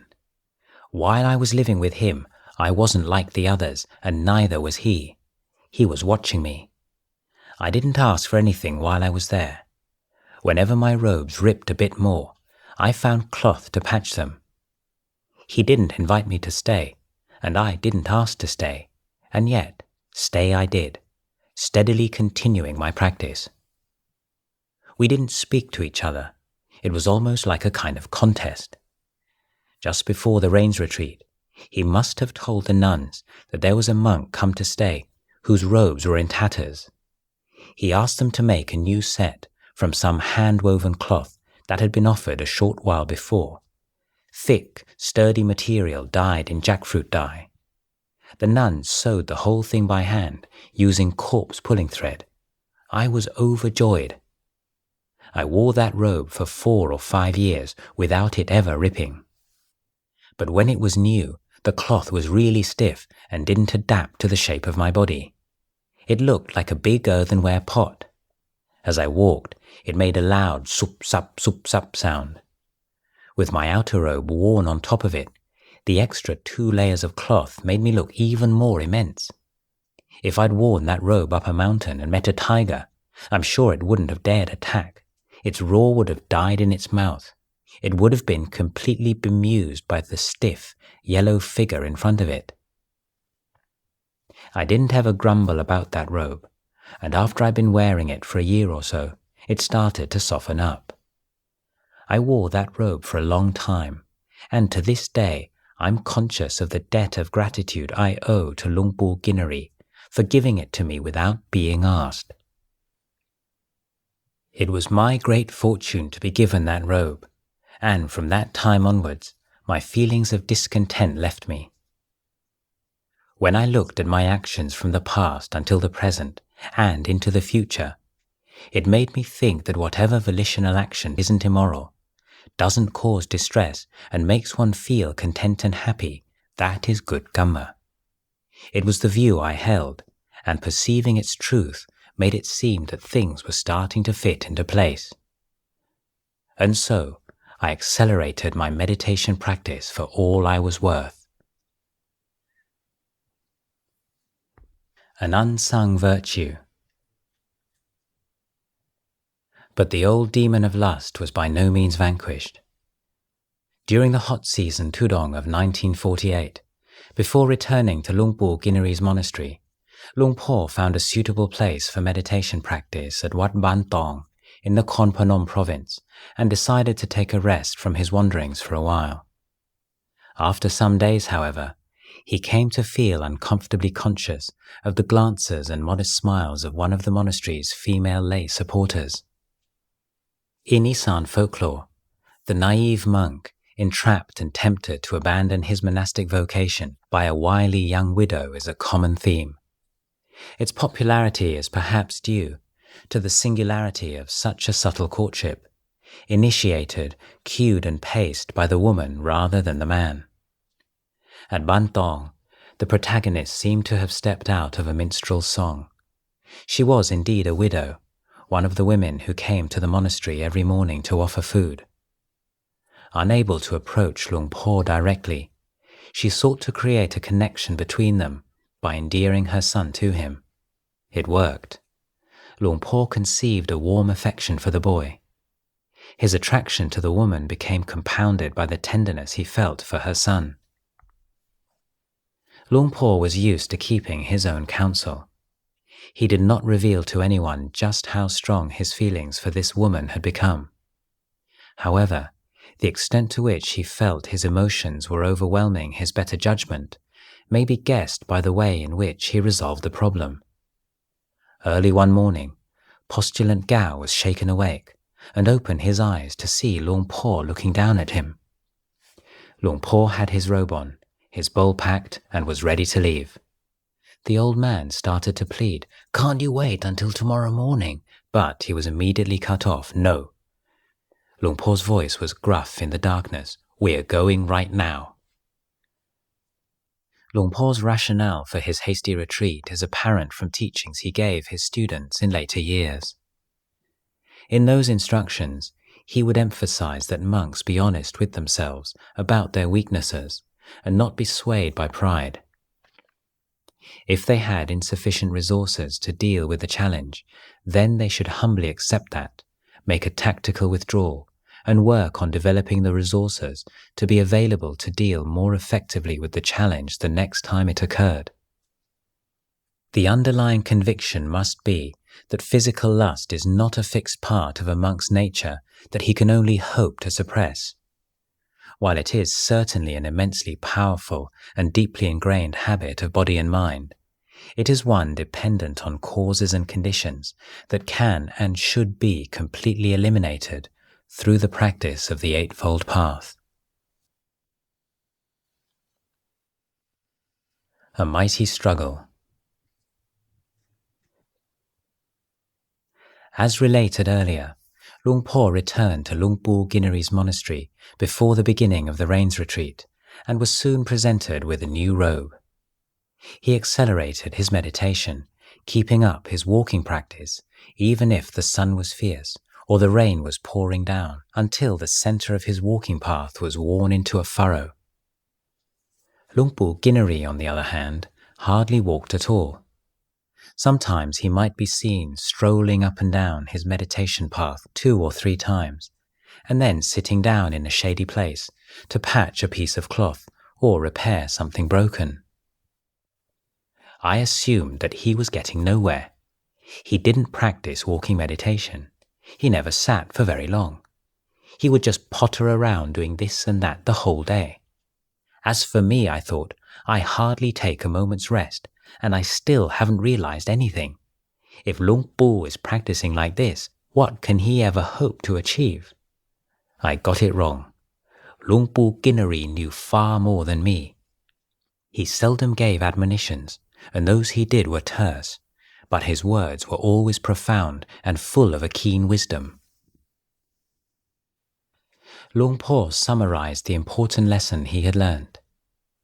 The scope of a teacher's vision far exceeds our own.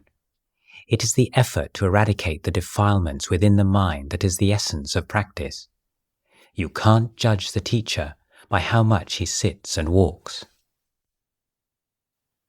During this rains retreat, sexual desire, a thrashing, pounding storm of it, returned to assail Luang Por's body and mind. It blew up at a time when he was putting great efforts into his practice. One interpretation might be that such single-minded introspection brought repressed desires to the surface. The most usual way for the forest teachers to describe this phenomenon, however, is to personalize the defilements as tyrants who have held sway over the mind for countless lifetimes, and who, now seeing a threat to their hegemony, react violently with the most powerful forces at their disposal. Whatever the explanation, Luang Por suddenly found himself in that hot, damp forest, engulfed in a realm of vaginas. Eyes open or closed, tens, hundreds of the hallucinatory images surrounded him, devastatingly real. The power of his lust was almost unbearable, as fierce as the fear he had felt in the cremation forest. There was nothing to do but grimly endure. Some explanation may be called for to make clear the full extent of Luang Por's predicament. The Buddha taught that on the path to enlightenment, sexual desire can and eventually must be completely transcended. To this end, monks undertake an absolute form of celibacy in order to isolate and reveal the impermanent, unsatisfactory and impersonal nature of sexual desire, and thus uproot identification with it. The weight of the discipline is thrown behind this practice by making intentional emission of semen one of its most serious offences, a sanghadisesa.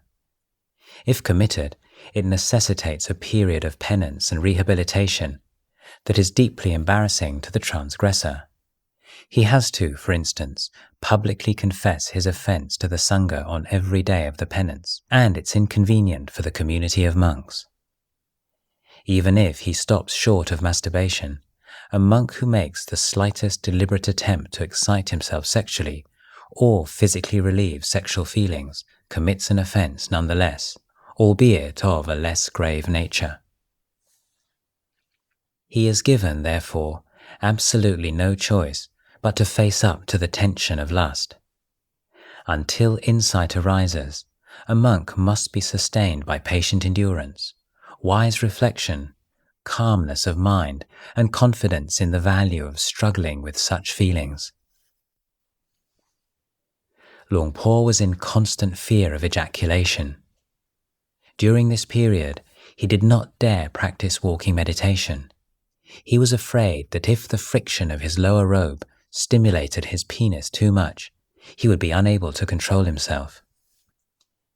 He asked a layman to make him a walking path deep in the forest, so that he could walk there at night time with his lower robe hitched up around his waist. It was a full 10 days before the alluring visions and the lust they engendered finally faded. Many years later, Luang Por told his oldest friend Po Put, perhaps in jest and perhaps not, that the vaginas belonged to all his wives of previous existences. Whatever their origin, this episode was to prove the one last great hurrah of his sexual nature. Finding skillful means to deal with sexual desire is a major preoccupation for many young monks, and in later years, Luang Por was to speak of this incident to his disciples on a number of occasions. He was keen for them to see that such feelings were natural and that they could be transcended with determination. He himself had survived the onslaught, not through an intimidating amount of concentration or dazzling wisdom, but a good old-fashioned, unromantic, teeth-gritting endurance. In 1968, when a first short biography of Luang Por was being written, he insisted that his vagina hallucinations be included. The author, his disciple Ajahn Mahamon, was rather uneasy about how such frank revelations would go down with the general public. It was not the kind of material usually found in such books. Luang Por said that if he omitted that passage, then he could just forget about the whole project. The rains retreat at Wat Pa Ban Nong He was not all blood and thunder grimness. On the contrary, one night as Luang Por lay down to sleep at the end of a long period of meditation, he was greeted by a vision of Luang Pu Man standing in front of him, holding out a glittering jewel. Luang Pu Man said, "Cha, I'm giving this to you. See how bright and radiant it is." Luang Por sat up and stretched out his right hand to receive the jewel. At that moment, he woke up and found himself sitting on his mat, hand forming a fist, as if grasping something supremely precious. Luang Por's spirits received a tremendous spur from that auspicious vision, and for the remainder of the retreat, he was fired by an unquenchable enthusiasm for practice. Luang Por remained at Nong He until the hot season of the following year, 1949, when, under a searing sun, he resumed his wandering once more. But first, following the ancient tradition, he offered to Luang Pu Ginari a tray of candles, incense, and toothwoods that he had made himself from the astringent Kota tree, and asked forgiveness for any faults he might have knowingly or unknowingly committed during his stay. Luang Pu Ginari praised Luang Por's dedication to practice, but in his laconic way warned him of the distractions that might arise with his gift for expounding the Dhamma. "Venerable Cha, everything in your practice is fine, but be wary of giving talks." Variously handicapped. Some days into their walk, Luang Por and his new companion, Venerable Luam, stopped overnight in a cremation forest. In the morning, after walking for alms in a nearby village, they were followed back to the forest by two teenage boys. The boys asked if Luang Por would allow them to follow him as students and attendants. Once Luang Por was sure that the boys' parents had no objection, he agreed. He was moved by the boys' resolution. These two lads were physically handicapped, but they had faith in the Buddha's teachings and volunteered to share the hardships of the Tudong life. They gave me plenty of food for thought. One of them had sound legs and eyes, but was stone deaf. We had to communicate with him by making signs. The other one's eyes and ears worked normally, but he had a deformed leg that would sometimes get caught in the good one as he walked along and make him fall to the ground. They followed us because it was their own deepest wish to do so, and their handicaps couldn't deter them in any way. The Tudong monk has many hours a day to turn the light inwards on his mind, which, as a result of the interest afforded it, often enters into a naturally reflective mode. The echoing call of a far-off gibbon, a small decomposing creature on the path, a sudden cooling breeze, the small events of the day and the feelings they evoke become raw material for inquiry. Observations and insights, which for the non-meditator would normally be drowned by an incessant internal din, can acquire a powerful resonance.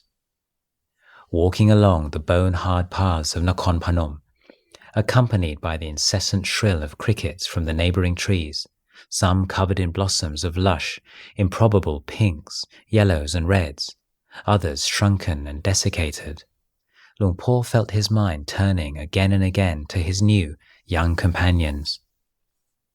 Years later, he was to recount to his disciples some of the reflections the company of these boys provoked. Their courage and determination seemed to him an excellent example of the power of the mind to overcome obstacles. They did not choose to be born with such difficulties. It certainly was the last thing their parents would have wished, and yet their lives were dominated by them.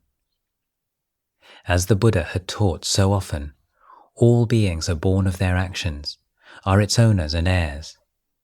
Nevertheless, Luang Por was reminded by these boys that through a wise response to one's karmic inheritance, dignity may be found.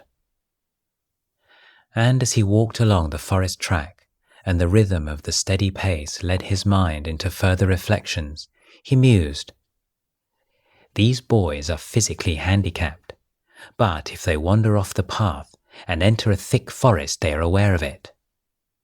I too am handicapped by the defilements in my mind, and if they lead me into a dark forest, then am I aware of it? The boys are of no harm to anyone, but any mind severely disabled by the defilements can cause untold turmoil and distress to other people." Sleeping on an old path. At dusk one day, the small group reached the edge of a thick forest. The moment they entered its shade, they felt the temperature drop abruptly, and they revelled in the coolness. The forest encircled a steep-sided hill studded with harsh, rocky outcrops, from which a stream gurgled down in defiance of the season, water to drink and water for bathing. Just visible across the rice fields was a small village, on which they could rely for alms in the morning. It looked a good place to stop for the night. As they scouted for places to put up their glots, Luang Por noticed a small, overgrown path winding up through the jungle to the hillside. He was reminded of an old folk saying that he had never really understood: "Don't lie down across an old path in the forest." He decided to ignore the advice and see what would happen. Luang Por sent Venerable Luam off some distance into the forest, and then had the two boys set up their places about halfway between the two monks. As for Luang Por, he put up his glot right across the overgrown path. After bathing in the stream, everyone began to practice meditation. Luang Por did not let his mosquito net down, so that the two boys could still see him if they felt afraid. Late that night, he finally laid down mindfully on his right side. Lying across the old path, with his back to the forest, he faced outwards in the direction of the village. At first it seemed that nothing would happen, that avoiding the path was simply another groundless superstition. But, just as sleep was about to draw him inwards, Luang Por caught the faint sound of dry leaves crackling. Something large was moving towards him at a slow, confident pace. As it got closer and closer, Luang Por could hear the sound of its breathing. He smelt on the wind the unmistakably rank odour that meant a tiger was approaching. He tried to lie as still as a rock, but one part of his mind panicked, and he started to shake uncontrollably. Fear was short-lived, however. He admonished himself, forget about this life. Even if the tiger doesn't kill you, you're still going to die anyway. Dying while following in the footsteps of the Buddha means something. If you've never killed and eaten a tiger in the past, then it won't hurt you. If you have, let it eat you and settle the debt. In times of intense fear, the Buddha taught monks to recollect the virtues of the Triple Gem. He likened its uplifting effect on the mind to the sight that an army's standard has on a soldier in the heat of battle. Luang Por recollected the virtues of the Buddha, Dhamma and Sangha, and the purity of his own sila as his refuge, and felt immediately fortified. Meanwhile, the tiger had stopped. It was motionless behind him in the night. Luang Por could hear it breathing about 4 or 5 meters away. He felt the awful tension of waiting for the quickening of that breath and sudden lunge from behind him that would mean the end of his life. But now, the thoughts and fears were somehow outside of his mind. The tiger did not move. A few moments later, Luang Por heard it turn around and slowly return into the depths of the forest. The sound of crackling leaves gradually faded. Perhaps it would only be fair to the almost extinct Thai tiger to add that there are next to no known cases of one attacking a Tudong monk. The tiger is by no means the most dangerous creature in the forest. When surprised or startled by a human being, especially a monk, it will almost always leave the scene with dignity. Not so with elephants. Although the Western image of the elephant tends to be of a genial beast who gives rides on its back, never forgets and has a penchant for cream buns, in the wild, it can be an unpredictably and casually violent colossus. Its way of dealing with annoying humans is either to stamp on them or grab them with its trunk and smack them against a tree. Luang Pu Man considered bears the most dangerous creature and would give a special whistle to warn them of his coming. But fear is immune to logic and statistics. There is something about the tiger that is primeval and uniquely evocative. Luang Ta Mahabua once spoke of meeting a tiger in the wild. If the fear is defeated, the mind will be overwhelmed by courage and enjoy profound inner peace. If fear is the victor, it will multiply itself rapidly and prodigiously. The whole body will be enveloped by both a perspiring heat and a chilling cold, by the desire to pass urine and to defecate. The monk will be suffocated by fear and will look more like a dying than a living man. Luang Por, suddenly propelled into what he perceived as a life and death situation, had summoned forth a power in his mind that he was not aware existed. He later said of this incident that as soon as he gave up all concern for his life and simply let go without regrets or fear, he was filled with a deep calm and contentment that was accompanied by a mindfulness and wisdom of great keenness. His mind was bold and unflinching, ready to face whatever happened. It was a marvelous thing. The good person. Alone should a monk sit, alone should he rest. Without laziness he should wander alone. Alone should he tame himself. Alone he should find joy in the forest life. Dhammapada verse 305. Luang Por began to experience an almost physical hunger for solitude. As his practice progressed, so also did the conviction that it was being hindered by the sense of responsibility he felt for his traveling companions. He realized that he had reached a point at which he needed to withdraw into himself and develop his meditation without external distractions. He discussed the matter with Venerable Luam, who offered to take the 2 boys home, and the next day their parting took place. Alone for the first time, Luang Por strode purposefully away.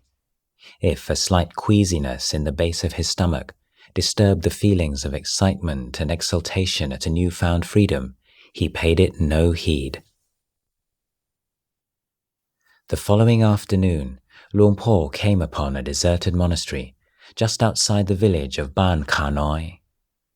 It seemed an appropriate place for the work he had to do, and he put up his glot in the dusty hall. Alone at last, Luang Por felt untrammeled and free. He intensified his efforts, sustaining a close and alert awareness over his eyes, ears, nose, tongue, body, not allowing his mind to seek the least distraction in the sensual world. This was the method he knew that was most effective in preventing a dissipation of mental energy and creating the supporting conditions for single-minded focus on a meditation object. Sense impressions can have as much impact on the meditator as strong variable winds on a tightrope walker. Indulgence in the pleasurable sound of a young woman's voice singing in a nearby field, or eating a little too much sticky rice at the morning meal are hardly evil acts. They can, nevertheless, throw the monk's mind frustratingly out of kilter for many hours. On alms round, Luang Por kept his eyes steadily downcast, responded to the inquiries of the local villagers in a taciturn manner. Right now, he did not wish for social visits from the faithful laity, and strived to keep a firm grasp of his meditation object on every measured step of the way. As soon as he had finished his daily meal and washed his bowl at the well, he would start with the first of the day's many hours of walking meditation. But even Luang Por's travel-hardened body could not measure up to the demands he made upon it. Before long, his feet were so swollen from his exertions that, reluctantly, he abandoned his walking practice and devoted himself exclusively to sitting meditation. It was 3 days before the severe pains in his feet subsided. In the deserted monastery he dwelt in, small signs of former inhabitants were all around him.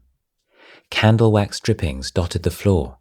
Behind the altar, there were discolored books eaten through by termites. It was a created solitude, one born of rejection, and therefore was sad in a way that the most remote mountaintop or cave could never be. One day, to his exasperation, Luang Por realized he was feeling lonely. One of his characteristic internal dialogues ensued. I started thinking that it would be good to have a small novice or a postulant to help out with a few odd jobs around here. But then, other thoughts started to challenge that line of thought. You're really something.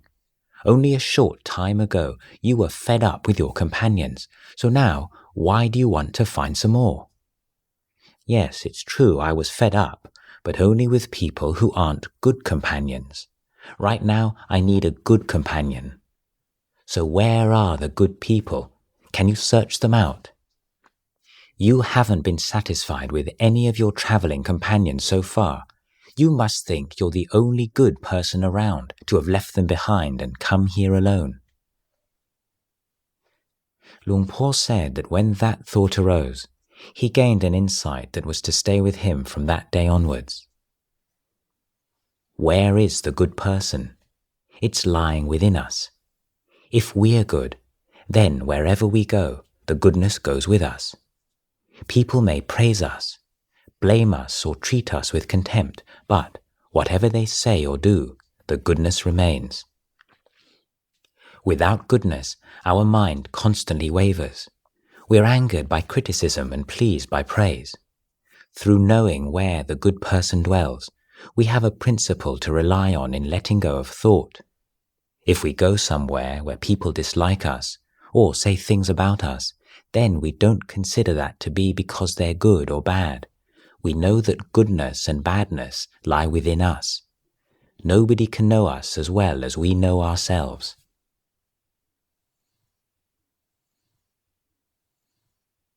Explosions.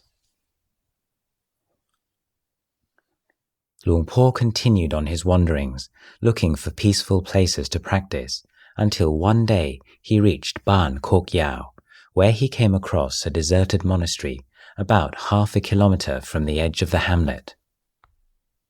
His mind felt light and tranquil. It was as if there was some kind of gathering of forces.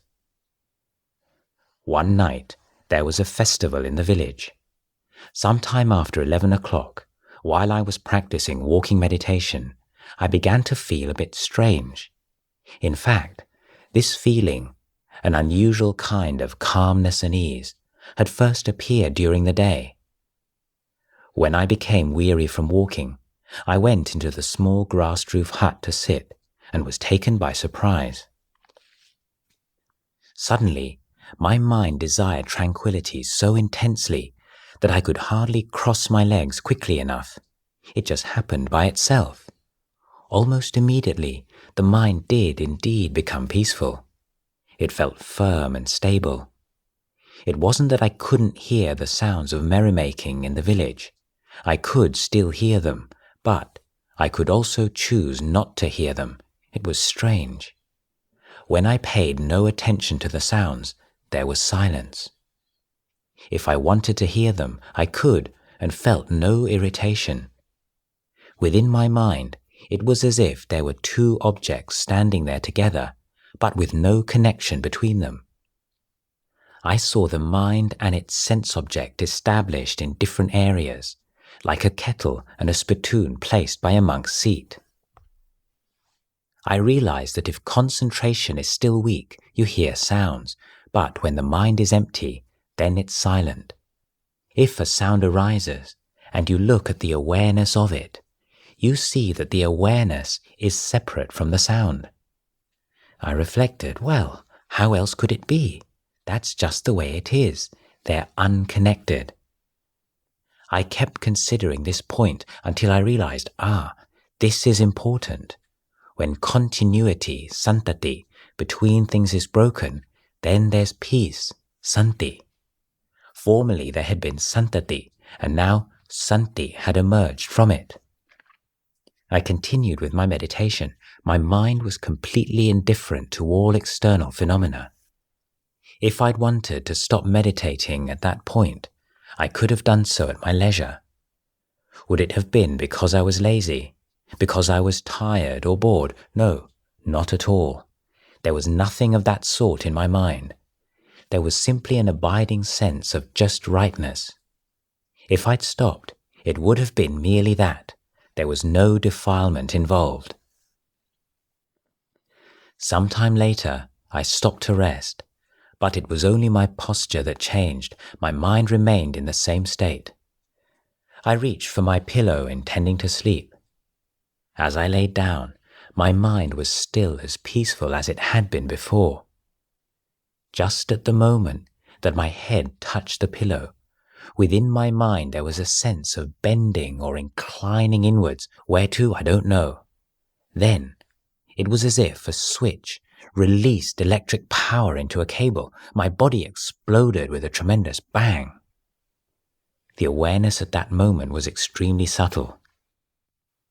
Having passed that point, it slipped way inside into a realm of nothingness. Nothing could find its way into that place. Nothing could reach it. The awareness stopped there for a short while and then withdrew. But I don't mean that it was an intentional withdrawal. I was merely the witness, the knower. My mind steadily withdrew until it had returned to its normal state. Once my mind had reverted to normality, a question arose. What happened? And the answer appeared. These things are natural phenomena. There's no need to be perplexed by them. Those few words were enough for my mind to accept what was going on.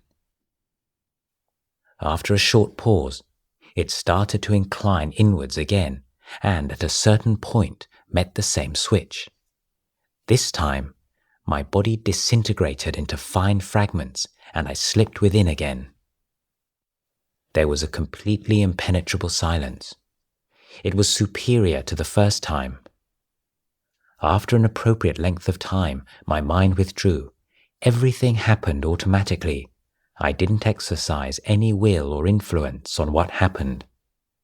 I didn't try to make things happen according to a plan, to enter that state or leave it in any particular way. I just maintained awareness, simply kept observing. My mind withdrew to a normal state again, and I didn't speculate about it. I sat there in contemplation, and then it occurred for a third time, and the whole world disintegrated, earth, vegetation, trees, mountains, people. Everything became the space element. It was an end of all things. At this final stage, there was nothing at all. I dwelt in that state for as long as it wanted me. I don't know how such a place could exist. It was difficult to fathom, and it's difficult to talk about. There's nothing that it could be compared to. The third time the mind stayed in that realm was the longest, and when the time was up, it withdrew to a normal state. Those 3 times, what could they be called? Who could know? I've been describing the natural state of the mind. I haven't spoken in the technical language of consciousness, citta, and mental concomitants, cetasika, because it's not necessary. I had the faith to get down to the practice, to stake my life. When it reached the time for this kind of thing to emerge, the whole world turned upside down. If anyone had seen me then, they might have thought me insane. In fact, for someone with no self-possession, that kind of experience might drive them insane, because after it, nothing is the same as before. People don't look the same anymore, but actually, it's only you who's different in every way. Their thoughts go in one direction, and yours go in another. They talk about one thing, and you talk about another. They go up there, and you come down here. You're completely at odds with the human race.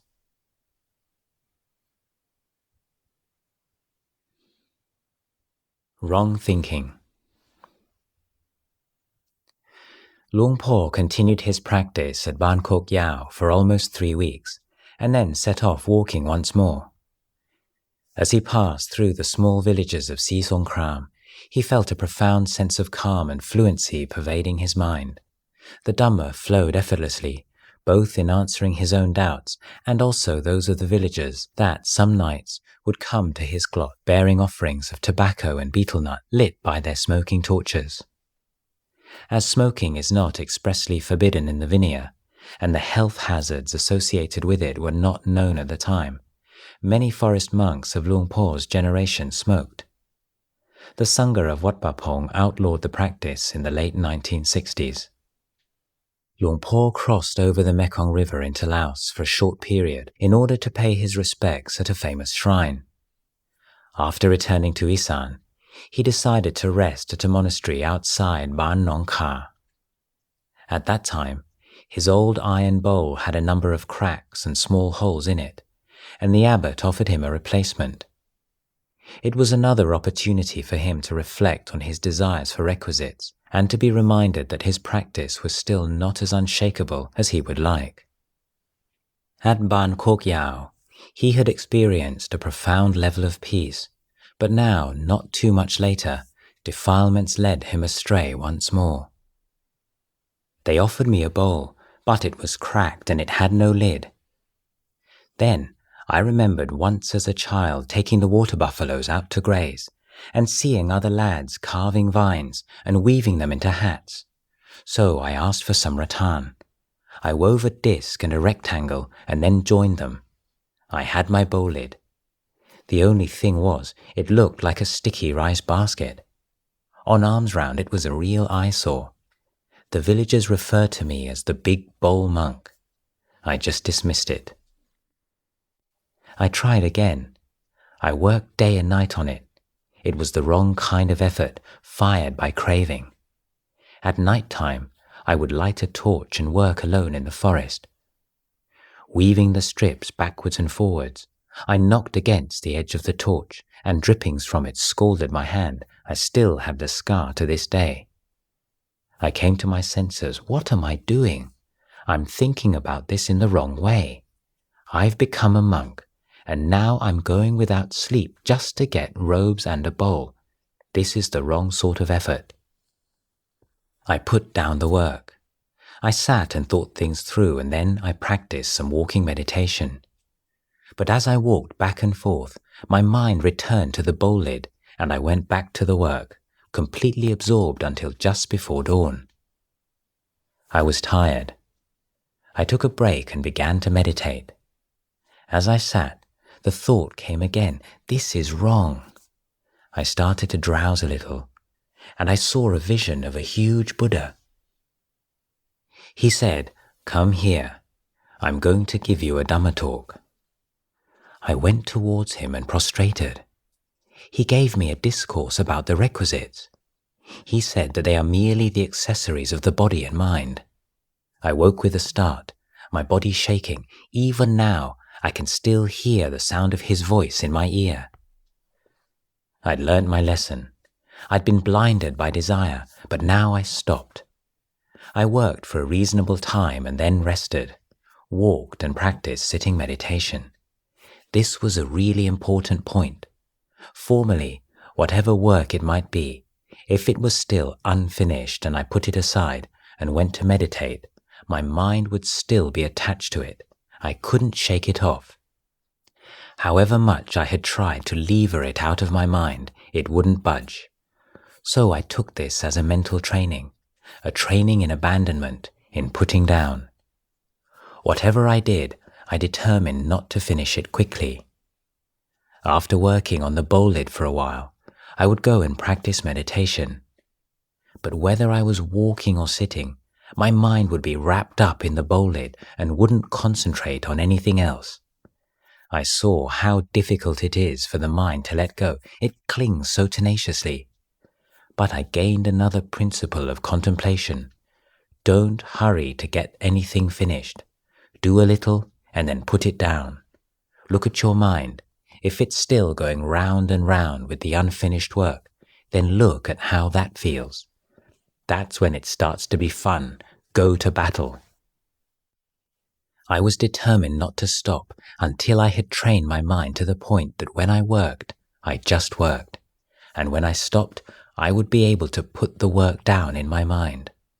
I would make work and rest separate, discrete, so that there would be no suffering.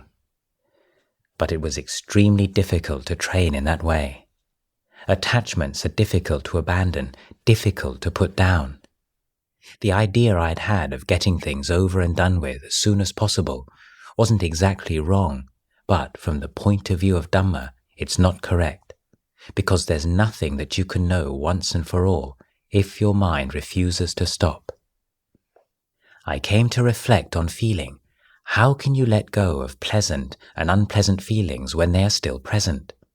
It's the same as with the bowl lid. So this was the principle. Don't do anything with the thought of getting it finished.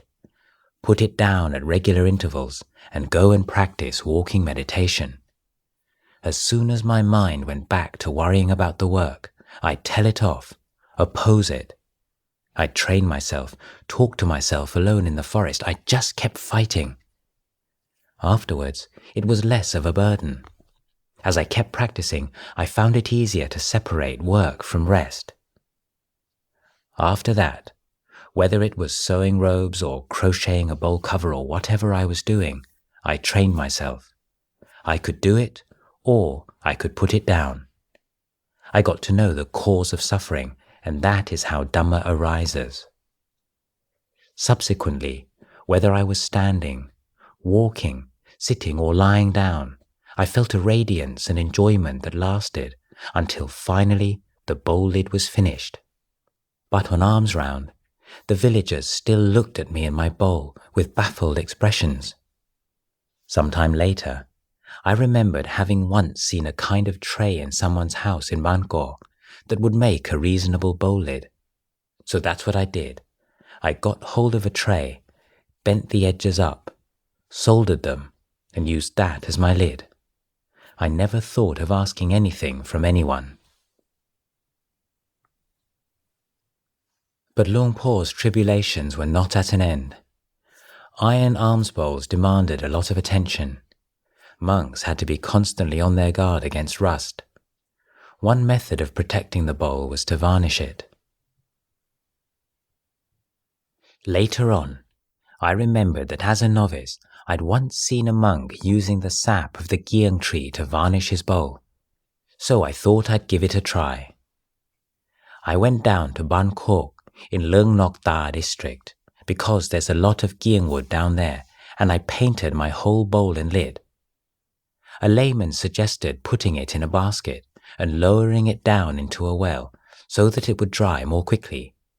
3 days and it should be ready for use. Fat chance. I waited over a month and it still wasn't dry. I couldn't go on alms round. I couldn't go anywhere. During meditation, thoughts of concern for the bowl would arise. I spent my whole time lifting the basket up and down that well to check on whether the varnish was dry. I really suffered. In the end, I realized that even if I left it in the water for a year, it probably wouldn't work. So I asked a layman to bring some paper to wrap around the outside of the bowl. Then at least I could go on alms round. I was afraid of the karmic consequences of asking the lay people for a new one. I just endured. Teachings from a barking deer. On a number of occasions already referred to, Luang Por's distinctive way of reflecting on Dhamma has been revealed.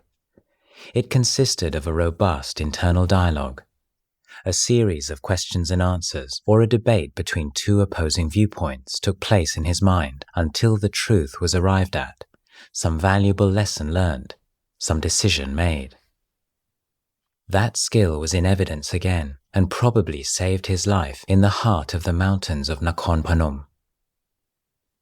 Luang Por had not come across a village for a few days, and he was starting to become weak from lack of food. He felt tired and light-headed. His legs were rubbery climbing uphill, and his breath short. And then a fever struck. As he lay in the shade of a tree, too exhausted to move, he took stock of the situation. Little water, no sign of a village, and his body on fire. As Luang Por made peace with the realization that his chances of survival were low, a disturbing thought arose in his mind. Suppose a hunter should discover his corpse and send news back to Ubon. How distressing and inconvenient it would be for his family to have to come such a long way to arrange a funeral. He groped in his bag for his monk's identification booklet. If the worst came to the worst, he would burn it so that nobody would ever know who he was. Just then, he was roused from these somber thoughts by the sound of a barking deer echoing loudly through the forested valley below. It made him ask himself, do barking deer and other creatures get ill? Yes, of course they do. They've got bodies just as we do. Do they have medicines? Do they have doctors who give them injections? No, of course not. They make do with whatever shoots and leaves they can find. The creatures in the wild don't have medicines. They have no doctors to look after them, and yet they don't seem to die out. The forest is full of them and they're young, isn't it? Yes, that's true. These simple thoughts were enough to shake Luang Por out of the despair that was enveloping his mind. He struggled up into a sitting position and forced himself to sip some water. He crossed his legs and started to meditate. By morning, the fever had abated. Weapons of Dhamma. Speaking to his disciples decades later, Luang Por spoke fondly of his Tudong years. In those days, I didn't even have a water filter. Requisites were very hard to come by. I had a tiny aluminium dipper that I was very possessive of. I still smoked in those days. There were no matches then, but I had a bamboo tinderbox with half a lemon skin as a cap. At night time, when I was weary from walking meditation, I'd sit down and light a cigarette. I reckon that if there were any spirits around, the sound of striking that flint bok bok in the middle of the night would have frightened them all away. When I look back on the days when I was practicing alone, it was painful and full of the most challenging ordeals, but at the same time, I really enjoyed it. The enjoyment and the suffering went together, pretty much the same as eating grilled beka leaves, dipped in chili sauce and ground ginger. It's delicious, but it's hot. You're eating it, and the snot's flowing down, but you can't stop because it tastes so good. You're eating away, and at the same time you're groaning, oh, oh. That's what the practice was like in those days. You have to be really resolute to practice Dhamma. It's not a light thing, it's heavy. You have to put your life on the line. A tiger's going to eat you. An elephant's going to trample you. Then, so be it. You think like that. When you've kept your precepts purely, there's nothing more to worry about. It's as if you're already dead. If you die, then it's as if there's nothing to die, and so you're not afraid. This is called the weapon of Dhamma. I've been on mountaintops all over the country, and this single weapon of Dhamma has always triumphed. You completely let go. You're bold. You're ready to die. You risk your life. As I thought about it, I saw how the weapon of the Buddha strengthens the mind. It's the best of all weapons. I kept reflecting, looking, thinking, seeing. When the mind truly sees, it penetrates things completely. Suffering is like this. The cessation of suffering is like this.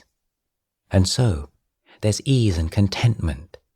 Someone who sees suffering but doesn't penetrate right through it, who's content with feelings of inner peace, they have no way of knowing this.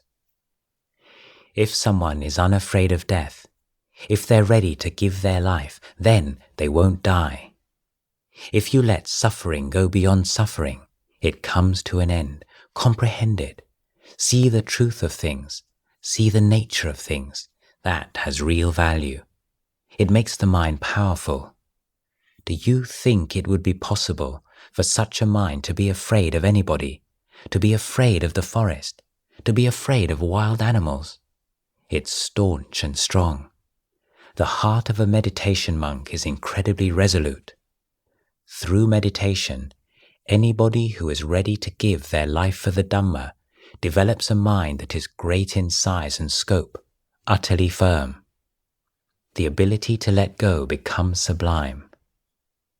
All this is called vitakka, raising something up in the mind, and then vichara, examining it. These two things keep working together until the matter is fully penetrated. At this point, rapture, piti, arises in the mind. As I thought of practicing walking meditation, or of the virtues of the Buddha or the Dhamma, the rapture seeped through my whole body and thoroughly refreshed it. As I sat there, my mind overflowed with joy in my actions. All the obstacles I'd overcome, and my hair stood on end, and tears started to fall. I felt even more inspired to struggle and persevere. There was no question of discouragement arising, whatever happened. There was vitakka, vichara, rapture, and a bliss accompanied by awareness. The mind was upheld by the vitakka and vichara, and stabilized by the bliss. At that moment, you could say it was dependent on the power of absorption, jhana if you like, I don't know. That's just how it was.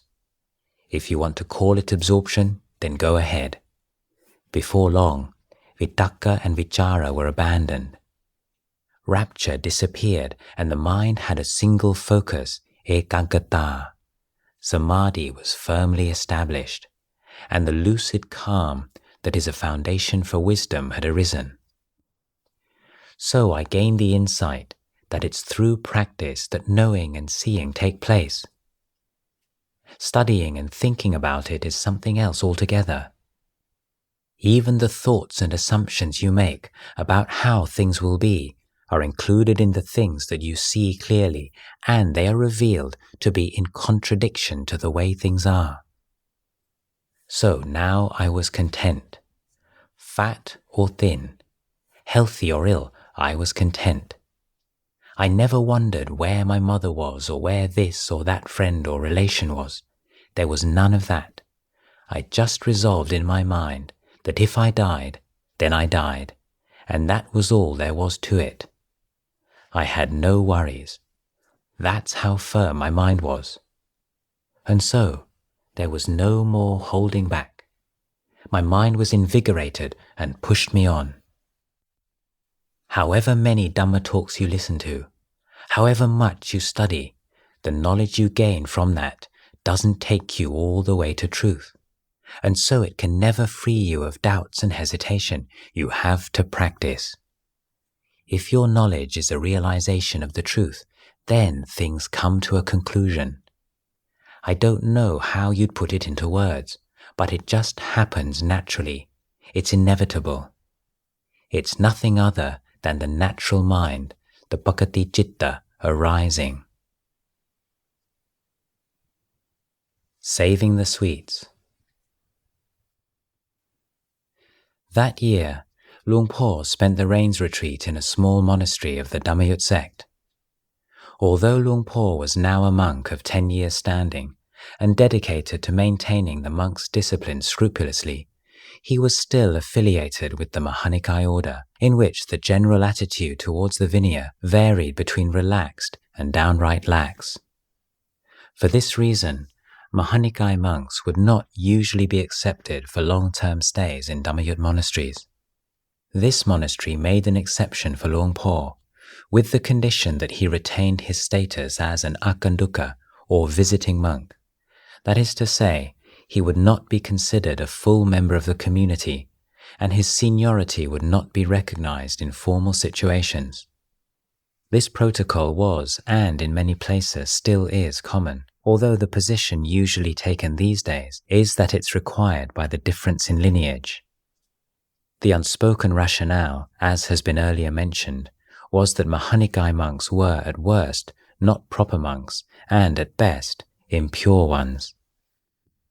It might be expected that having put so much effort into studying the discipline, Luang Por would find this judgment galling, but he remained unfazed. He was well aware of the standard upheld in Dhammayut monasteries and was willing to accept it. As he was to say later, he reflected that what he was didn't depend on how other people treated him. In fact, the seriousness with which Luang Por took the Vinaya was to have ironic consequences. An incident during the retreat revealed him to be more scrupulous in keeping to the Vinaya than the leader of the strict community that had grudgingly accepted him. The incident concerned the rule that states that a monk may only consume foodstuffs that have been formally offered into his hands. The commentary to the rule stipulates that if a monk should deliberately touch unoffered food, then not only he, but any monk whosoever may not eat it, even if the food is subsequently offered to him in the correct manner. One morning after alms round, Luang Por returned to his kuti, which was situated near the kitchen. Happening to glance through the kuti's window, he caught sight of the abbot acting strangely. Standing near a charcoal fire on which unattended bamboo sections of sweet rice were beginning to burn, he seemed caught in a moment of indecision. Then, mind made up, the abbot, known for his fondness for sweet rice, after looking left and right, quickly turned over the bamboo sections. At the meal, the old abbot noticed that Luang Por was not eating any of the roasted sweet rice. He asked him innocently whether he had taken any, and Luang Por's even, polite denial caused the abbot's face to turn a deep red over his bowl. A few seconds later, he loudly confessed his offense to the embarrassed community. This episode seems to have made a deep impression on Luang Por. At least 20 years later, it was one of the few stories of his Tudong travels that he related to his biographer. But to anyone other than a Buddhist monk, the significance of the anecdote is not so easy to fathom. It may seem that the abbot acted sensibly. He saved the rice from burning at the expense of some minor infringement of the rules. Common sense won the day. For a forest monk, this is a story of integrity. The Vinaya is an honor system.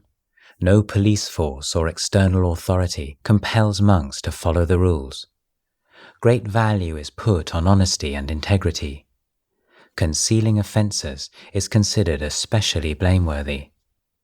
There are no exemptions to the rules for senior monks. On the contrary, the elders in a community are expected to be the most scrupulous in their adherence to them. For a senior monk to succumb to sense desires, to commit an offence in full awareness, first checking for witnesses, to conceal the offence and then compound it by eating the food made unallowable, would have compromised his position of authority. Luang Por's quiet refusal of the food meant that he was taking the strictest possible interpretation of the rule. His discretion pricked the offender's conscience, where confrontation might have led to more denial or conflict. Deathly messengers. The monastery was bordered by a cremation forest, in the heart of which stood a small, open-sided pavilion. It was in this secluded spot that Luang Por would spend much of his time. One day, while he was practising sitting meditation in the pavilion, a crow swooped down to the branch of a nearby tree and began to caw loudly. Luang Por paid it no attention. Seeing his indifference, the crow glided down from its perch and placed the dried grass it held in its beak on the ground in front of him. It stood there staring at Luang Por for a while and crowing insistently, "Ga, ga, ga." Luang Por was struck by the strangeness of the crow's behavior. It was as if the grass was some kind of gift or sign. As soon as the crow noticed it had caught Luang Por's interest, it abandoned the grass on the ground and flew away. 3 days later, the villagers carried the body of a 13-year-old boy into the forest. He had died of a fever, and they cremated him by the side of the pavilion. 3 or 4 days after that, the crow came to visit Luang Por again, bearing with it another mouthful of dried grass and acting in exactly the same way as on the previous occasion. Within a few days, the brother of the first child was carried into the forest, victim of a sudden and inexplicable illness. After another 3-day interval, the crow returned once more, and shortly afterwards, with the grim inevitability, the corpse of another child was brought into the forest for cremation. This time, it was the eldest sister of the 2 boys. The parents and close relatives of the dead children followed the funeral bier, bowed and shrunken with grief. The sight of the 3rd young corpse and the desolate funeral party filled Luang Por with an intensely cool and sober sadness. The phrase cool and sober sadness is a translation of the difficult Thai term salot sangwet. Sangwet is derived from the Pali sangvega, usually translated as a sense of urgency. The problem in rendering this phrase accurately is not merely one of language. It is a term that employs everyday words to describe an unusual experience, one that arises as a result of Buddhist meditation and, as such, not fully accessible to non-meditators, even Buddhist ones. It is both like and unlike ordinary sorrow. It's an elevated or transfigured sorrow. Intensive Buddhist meditation practice engenders within the mind a profound receptivity to the truth of the human condition. The daily tragedies of human existence are seen in a fresh context. Events are experienced as external expressions of an all-embracing insubstantiality. With his faculties heightened by meditation, Luang Por watched the pain of the ragged group of mourners dragging past him. The suffering that is inseparable from love was revealed in all its rawness. He was filled with salot sangwet. The suffering that Luang Por witnessed in the cremation forest aroused him to even greater efforts. He further increased his hours of meditation practice and reduced still more his already meager hours of sleep. He would practice walking meditation even as the rain poured down and created puddles around his feet. If, as a rice farmer, he had ploughed the fields in such weather, he reasoned, why could he not endure the rain for the sake of this far more valuable work? In one meditation session, Luang Por had a powerful vision. He saw himself walking along a road and passing by an old man racked by pain, groaning pitifully. He stopped, but did not move towards the man. After contemplating the sad figure for some time, he walked on. Further along the way, he saw a body lying in the dirt by the side of the road. It was a man on the point of death, severely emaciated, his breath weak and fitful. Luang Por stood contemplating the sight and continued on his way. Lastly, he came across a bloated and discolored corpse. Its eyes protruded grotesquely, its swollen black tongue crammed the mouth, teeming with maggots. Once more, he contemplated the sight and walked on. The sense of sober sadness these images evoked was all-encompassing. They remained clearly in his mind's eye in the following weeks, deepening his growing disenchantment with conditioned existence and his strong desire for liberation from the attachments that still bound him to it. During this period, Luang Por also experimented with fasting, but it brought him no gains in tranquility of mind, merely heat and discomfort in the body. He concluded that it was a method unsuited to his temperament and returned to his former practice of eating once a day. The Buddha's teaching of the three cardinal or invariably correct principles of spiritual development, moderation in eating, sense restraint, and constant wakefulness, made more and more sense to him, and they were to form the basis of many Dhamma talks to his disciples in later years. He renewed his emphasis on continuity of practice rather than extreme asceticism, and his practice advanced smoothly as a result. With mind free from hindrances, his investigation of Dhamma was, for the moment, skilled and unobstructed. Lanka Mountain. At the end of the retreat, the resident Sangha prepared to set off on a Tudong trek into Laos. By this time, their attitude to Luang Por was much changed, and they tried to persuade him to accompany them. But Luang Por declined. A nagging problem had now arisen in his meditation, and he needed to seek expert advice. Parting ways with his companions of the past few months, he made his way to Lanka Mountain in order to visit Ajahn Wang, a disciple of Luang Pu Man. I'd reach so far and then stop. I'll make a comparison. It was as if I was walking along and then stopped, sank down to the ground, and was unable to proceed. Then I'd go back. I'm talking about my awareness, you understand, about my mind. I persevered, but I just keep coming back to this same place and find myself at an impasse, halted. That was one kind of feeling. The other was like this. I'd actually collide with a barrier before turning back. I kept up my walking and sitting meditation, but I'd keep finding myself back at this same place. What is this? I asked myself. Whatever it is, just ignore it, came the reply. After a fairly long time it ceased, but shortly afterwards it returned. There was a constant demand for an answer in my mind. What is this? During the day, outside of meditation sessions, this question would be there. The mind was disturbed and kept pressing for an answer. I didn't see this thing for what it was, not to the extent of being able to let it go, and so my mind kept following it around.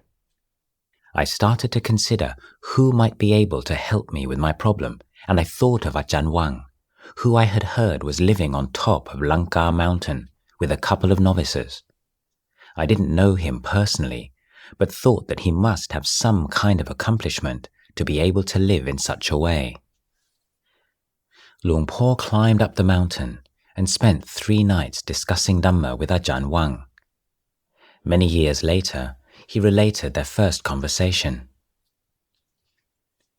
Ajahn Wang said, "Once, as I was walking, I stopped and contemplated my body sinking down through the ground into the earth. I asked him, 'Were you fully aware of what was happening, Ajahn?' He replied, 'I was aware. How could I not be? I was aware.' As I kept sinking further and further down, I told myself to just let things take their own course. Then I reached the furthest point and started to rise up again, but when I reached the surface, my body didn't stop there. Within moments, I was way up in the air. I just maintained my awareness. It was amazing how such a thing could happen. I rose and rose until I reached the level of the treetops, and then my body exploded. Boom! And then there were my intestines, hanging like garlands from the tree branches." I said, "Are you sure it wasn't a dream, Ajahn?" Ajahn Wang shook his head. "No, it wasn't a dream. If I hadn't maintained my presence of mind, then it might have carried me with it. It really happened in that way. As it took place, I perceived it to be real. To this day, I still remember it as something that actually happened. When nimittas can be of that magnitude, then what is there to say about any lesser kinds? If your body exploded, how would you feel? What if you saw your guts all wrapped around a tree? It was an incredible experience, but I realized that it was a nimitta. I was firm in that. I was confident that there was nothing that could harm me. Then I focused my awareness on the mind itself, and soon the vision disappeared. Then I sat thinking, what was that? Ajahn, I've come to pay my respects to you because I'm at a complete loss what to do.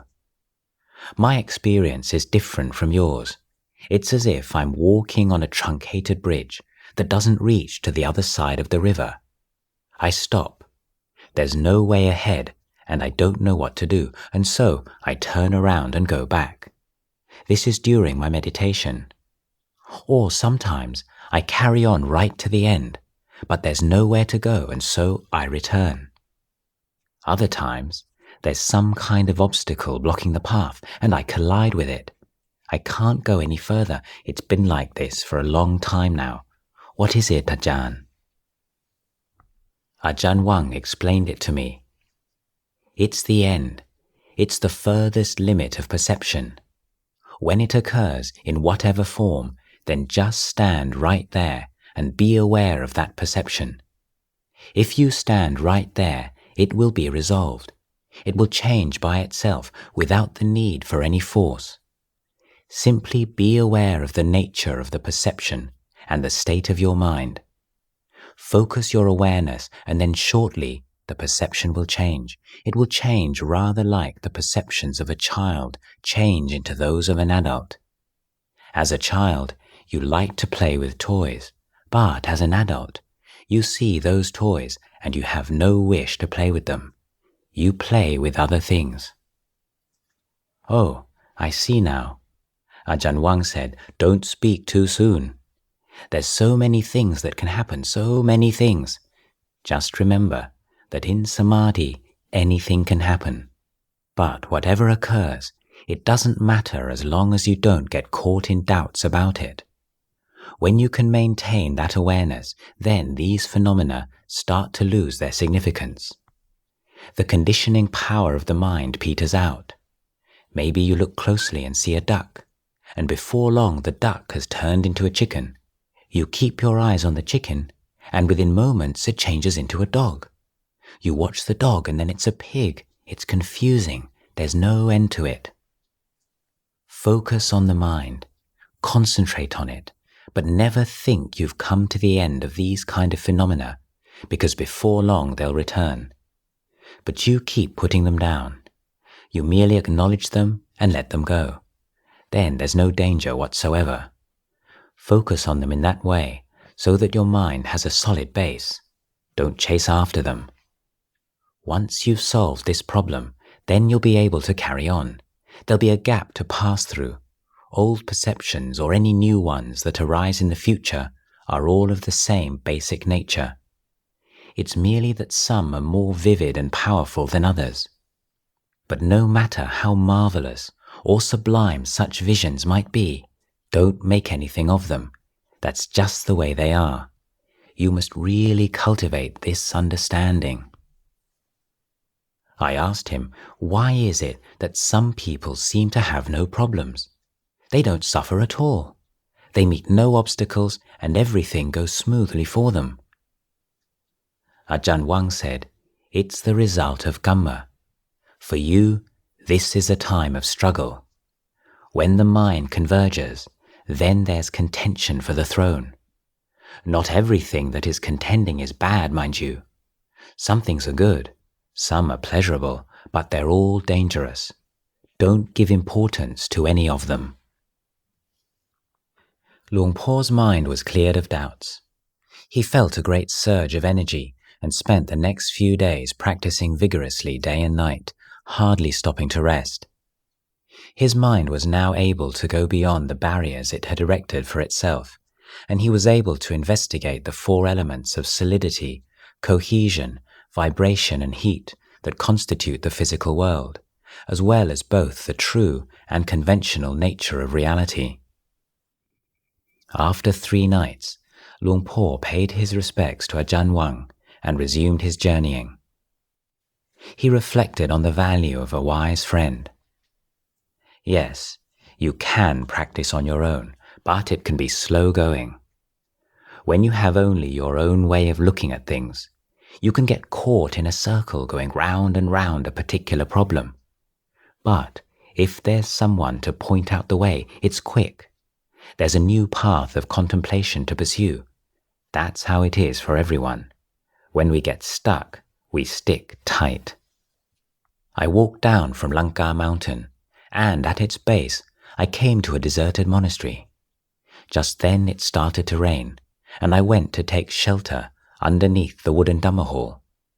As I contemplated the elements, the mind suddenly became firm. Immediately, it was as if I'd entered another world. Whatever I looked at was changed. I felt that the kettle in front of me was not a kettle. The spittoon was transformed, and so was my bowl. Everything had changed its state, in the way that your hand seems to if you flip it over from front to back. It was like a cloud suddenly obscuring the blazing sun. It happened in a flash. I saw a bottle, and it wasn't a bottle. It wasn't anything. It was just elements. It had only a conventional reality. It wasn't a true bottle. The spittoon wasn't a true spittoon. The glass wasn't a true glass. Everything had changed. It changed back and forth, and then I brought the awareness inwards. I looked at everything in my body as not belonging to me, but as all possessing a merely conventional reality. As a result of this experience, Luang Por summarized, don't be hesitant in your practice. Give it everything you've got. Make the mind resolute. Keep practicing. However much you listen to Dhamma talks, however much you study, although the knowledge that results may be correct, it doesn't reach the truth itself. And if that's the case, then there's no end to doubts and hesitation. But when the truth is realized, there's completion. Then whatever anyone might say or think on the subject is irrelevant. It's naturally and irrevocably just that way. Others may laugh or cry, be happy or sad, but when the natural mind has arisen, it's completely unwavering. The mind that has entered the stream is not easy to distinguish from the mind of someone crazy. The two are very similar. They both deviate from the norm, but they differ in the qualities they possess. First disciples. Luang Por decided it was time to return to Ubon, and after stopping to pay his respects to Luang Pu Ginari, he set out on the long walk southwards. As on previous journeys, he rested at Ban Ba Tao in Yasothon province. The villagers were pleased to see him again, and many came out in the evenings to hear him discourse on the Dhamma. One night, a couple who had been faithful supporters since his first visits to the village asked if he would accept their teenage son as an attendant and train him for ordination into the monkhood. Luang Por assented, and some days later, the slight figure of Thong Di, head newly shaven and dressed in fresh white robes, followed Luang Por out onto the road. After a journey of some 10 days, the two travellers reached Ban Ko and put up their glots in the cremation forest. Soon Thong Di was joined by a lad called Tiang, and the two of them prepared for the novice going forth ceremony together. When they had learnt the necessary chanting thoroughly, Luang Por took them to one of the large monasteries in the local town, where its abbot conducted the ceremony. These two boys may thus lay claim to be considered Luang Por's first two disciples. During his stay at Ban Ko, Luang Por's mother, relatives and friends all came to pay their respects. There would be a group of women following him back after alms round, bringing side dishes in the pinto food carriers, hanging from poles on their bony shoulders. Dishes such as bamboo shoot curries, fermented fish, chili sauce, leafy morning glory, and bitter sadao, okrong mangoes and namwa bananas, the best of whatever they had, were all offered to Luang Por and the two shy but ravenous novices, to eat with their inevitable ball of sticky rice. Then, in the evenings, after their dinner, the village women would come again, accompanied by their men this time, all back from the fields and rested. Luang Por had not been home for a long time, and everyone was keen to see him, some perhaps as much to hear of his adventures in distant parts as to listen to Dhamma. This was the pre-television age, when oral traditions were still strong, and Luang Por was a compelling speaker who could cast a spell on his listeners with the sheer power and flow of his words, similes and anecdotes. It would be late at night before the villagers returned to their homes, still basking in the afterglow of his oratory, and Luang Por was, in a sense, on a mission. He was intent on persuading his mother to keep the 5 precepts strictly. The more he practiced, the more confidence he had in the teachings, and often his thoughts turned to Mare Pim and how he could inspire her to develop in the Dhamma. She was one of his first successors. To his old friends, Luang Por had changed. The outgoing and effervescent Cha they had once known now seemed more reserved, inward, somewhat aloof. But their sadness was tempered with respect and a sense of the rightness of it. The ideal of the monk and the behavior appropriate to him was familiar to them, and it inspired them. After 15 days, Luang Por and the novice Thong Di set off walking southwards towards the district of Kantaralak, leaving novice Tiang at Wat Ban Ko. They put up their glots in a large, unspoilt forest outside the village of Suan Kloi. It was a fine place to practice. Lay support was strong, and Luang Por decided to stay for the rain's retreat. Auspicious Dreams. Although the short biography of Luang Por, written in the late 1960s, is an important source of information for the present chapter of this book, it consists of little more than a number of random anecdotes woven together in a formulaic style. There are large and frustrating gaps in the story. In 1981, as Luang Por's health started to rapidly decline, 2 of his senior Western disciples decided to interview their teacher and garner more information about his early life, with a view to writing a new biography. They set off with a new tape recorder and many blank tapes in great anticipation, but returned a few days later looking glum. Apart from 1 or 2 stories of his prodigious appetite for Chinese noodles as a young monk, Luang Por had been almost completely uncooperative. The only interesting answer he gave, if a rather puzzling one, was in response to queries about the most important event of those early years. Luang Por cited the 3 auspicious dreams he had had on consecutive nights at Suan Kloi. It's rare that the details of someone else's dreams make for enjoyable reading, whoever the dreamer might be. There is nothing especially fascinating in Luang Por's dreams, but as he gave them such importance and was able to relate them in such detail many years afterwards, they are now included in their entirety. In the first dream, someone offered him an egg which he tossed onto the ground. The shell broke and 2 chicks ran out, which he caught, one in each hand. They then immediately changed into delightful small boys just learning to walk. A voice announced that the one in his left hand was called Buntong, which means literally merit flag, and the one in the right, Bun Tham, Dhamma merit.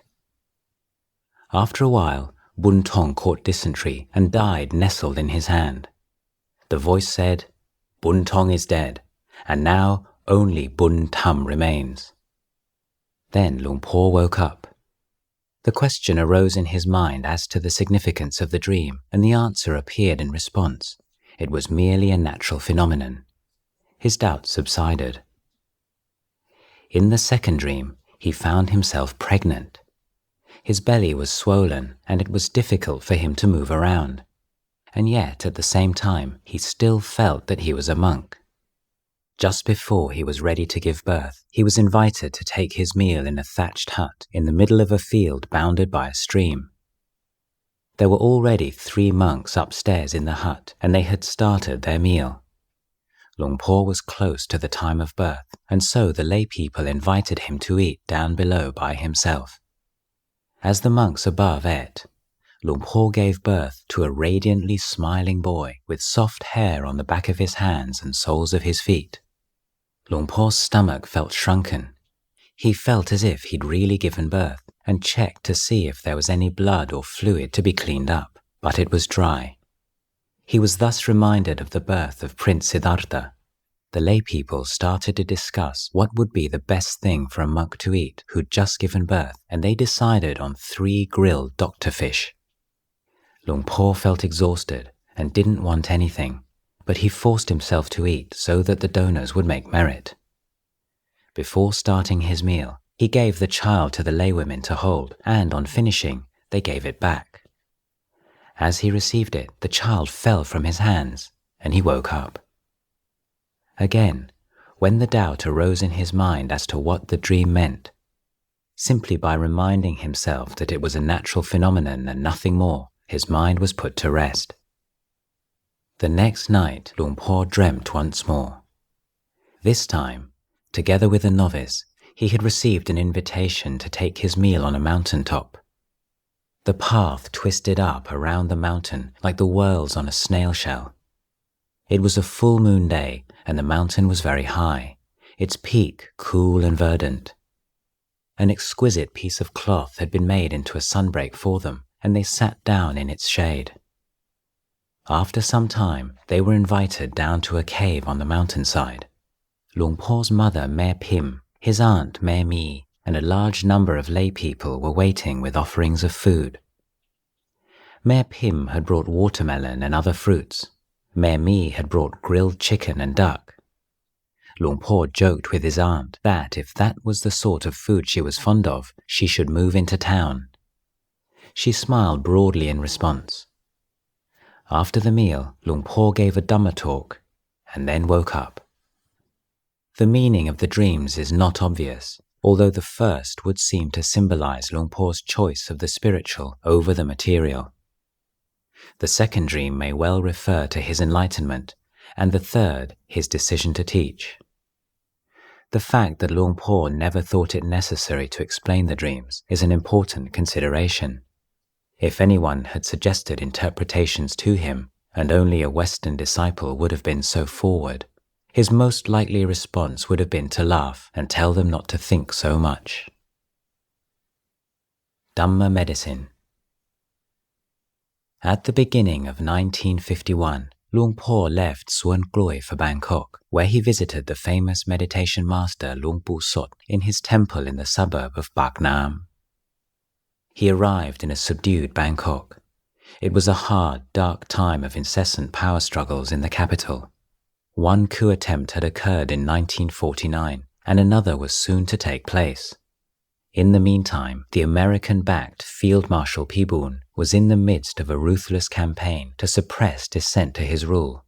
Among those particularly feeling his ire were politicians with the fledgling and short-lived Isan separatist movement.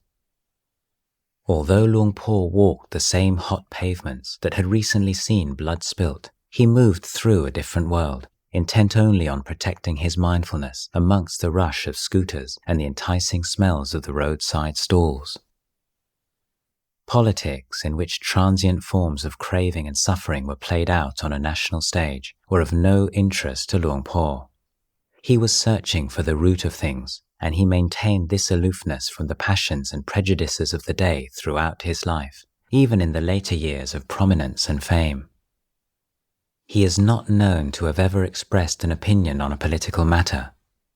His concerns were always with matters that, in his own words, have an end. After a few days learning about Luang Pu Sot's way of practice, Luang Por decided to continue his travels onwards to the former capital of Ayutthaya, which lies some 80 kilometers upstream from Bangkok, on the banks of the Chao Phraya River. His destination was Wat Yai Chai Mongkon, an historic monastery now administered by the Dhammayut order, whose resident community was loosely affiliated with the Luang Pu Mun group. It was to be Luang Por's home for the next year. Unfortunately, Luang Por hardly ever spoke of his experiences at Wat Yai Chai Mongkon. Externally at least, there was probably little to tell. He had by now built up a considerable momentum in his practice and was most in need of a quiet, stable environment free from disruptions to consolidate and further develop the steady progress he had been making.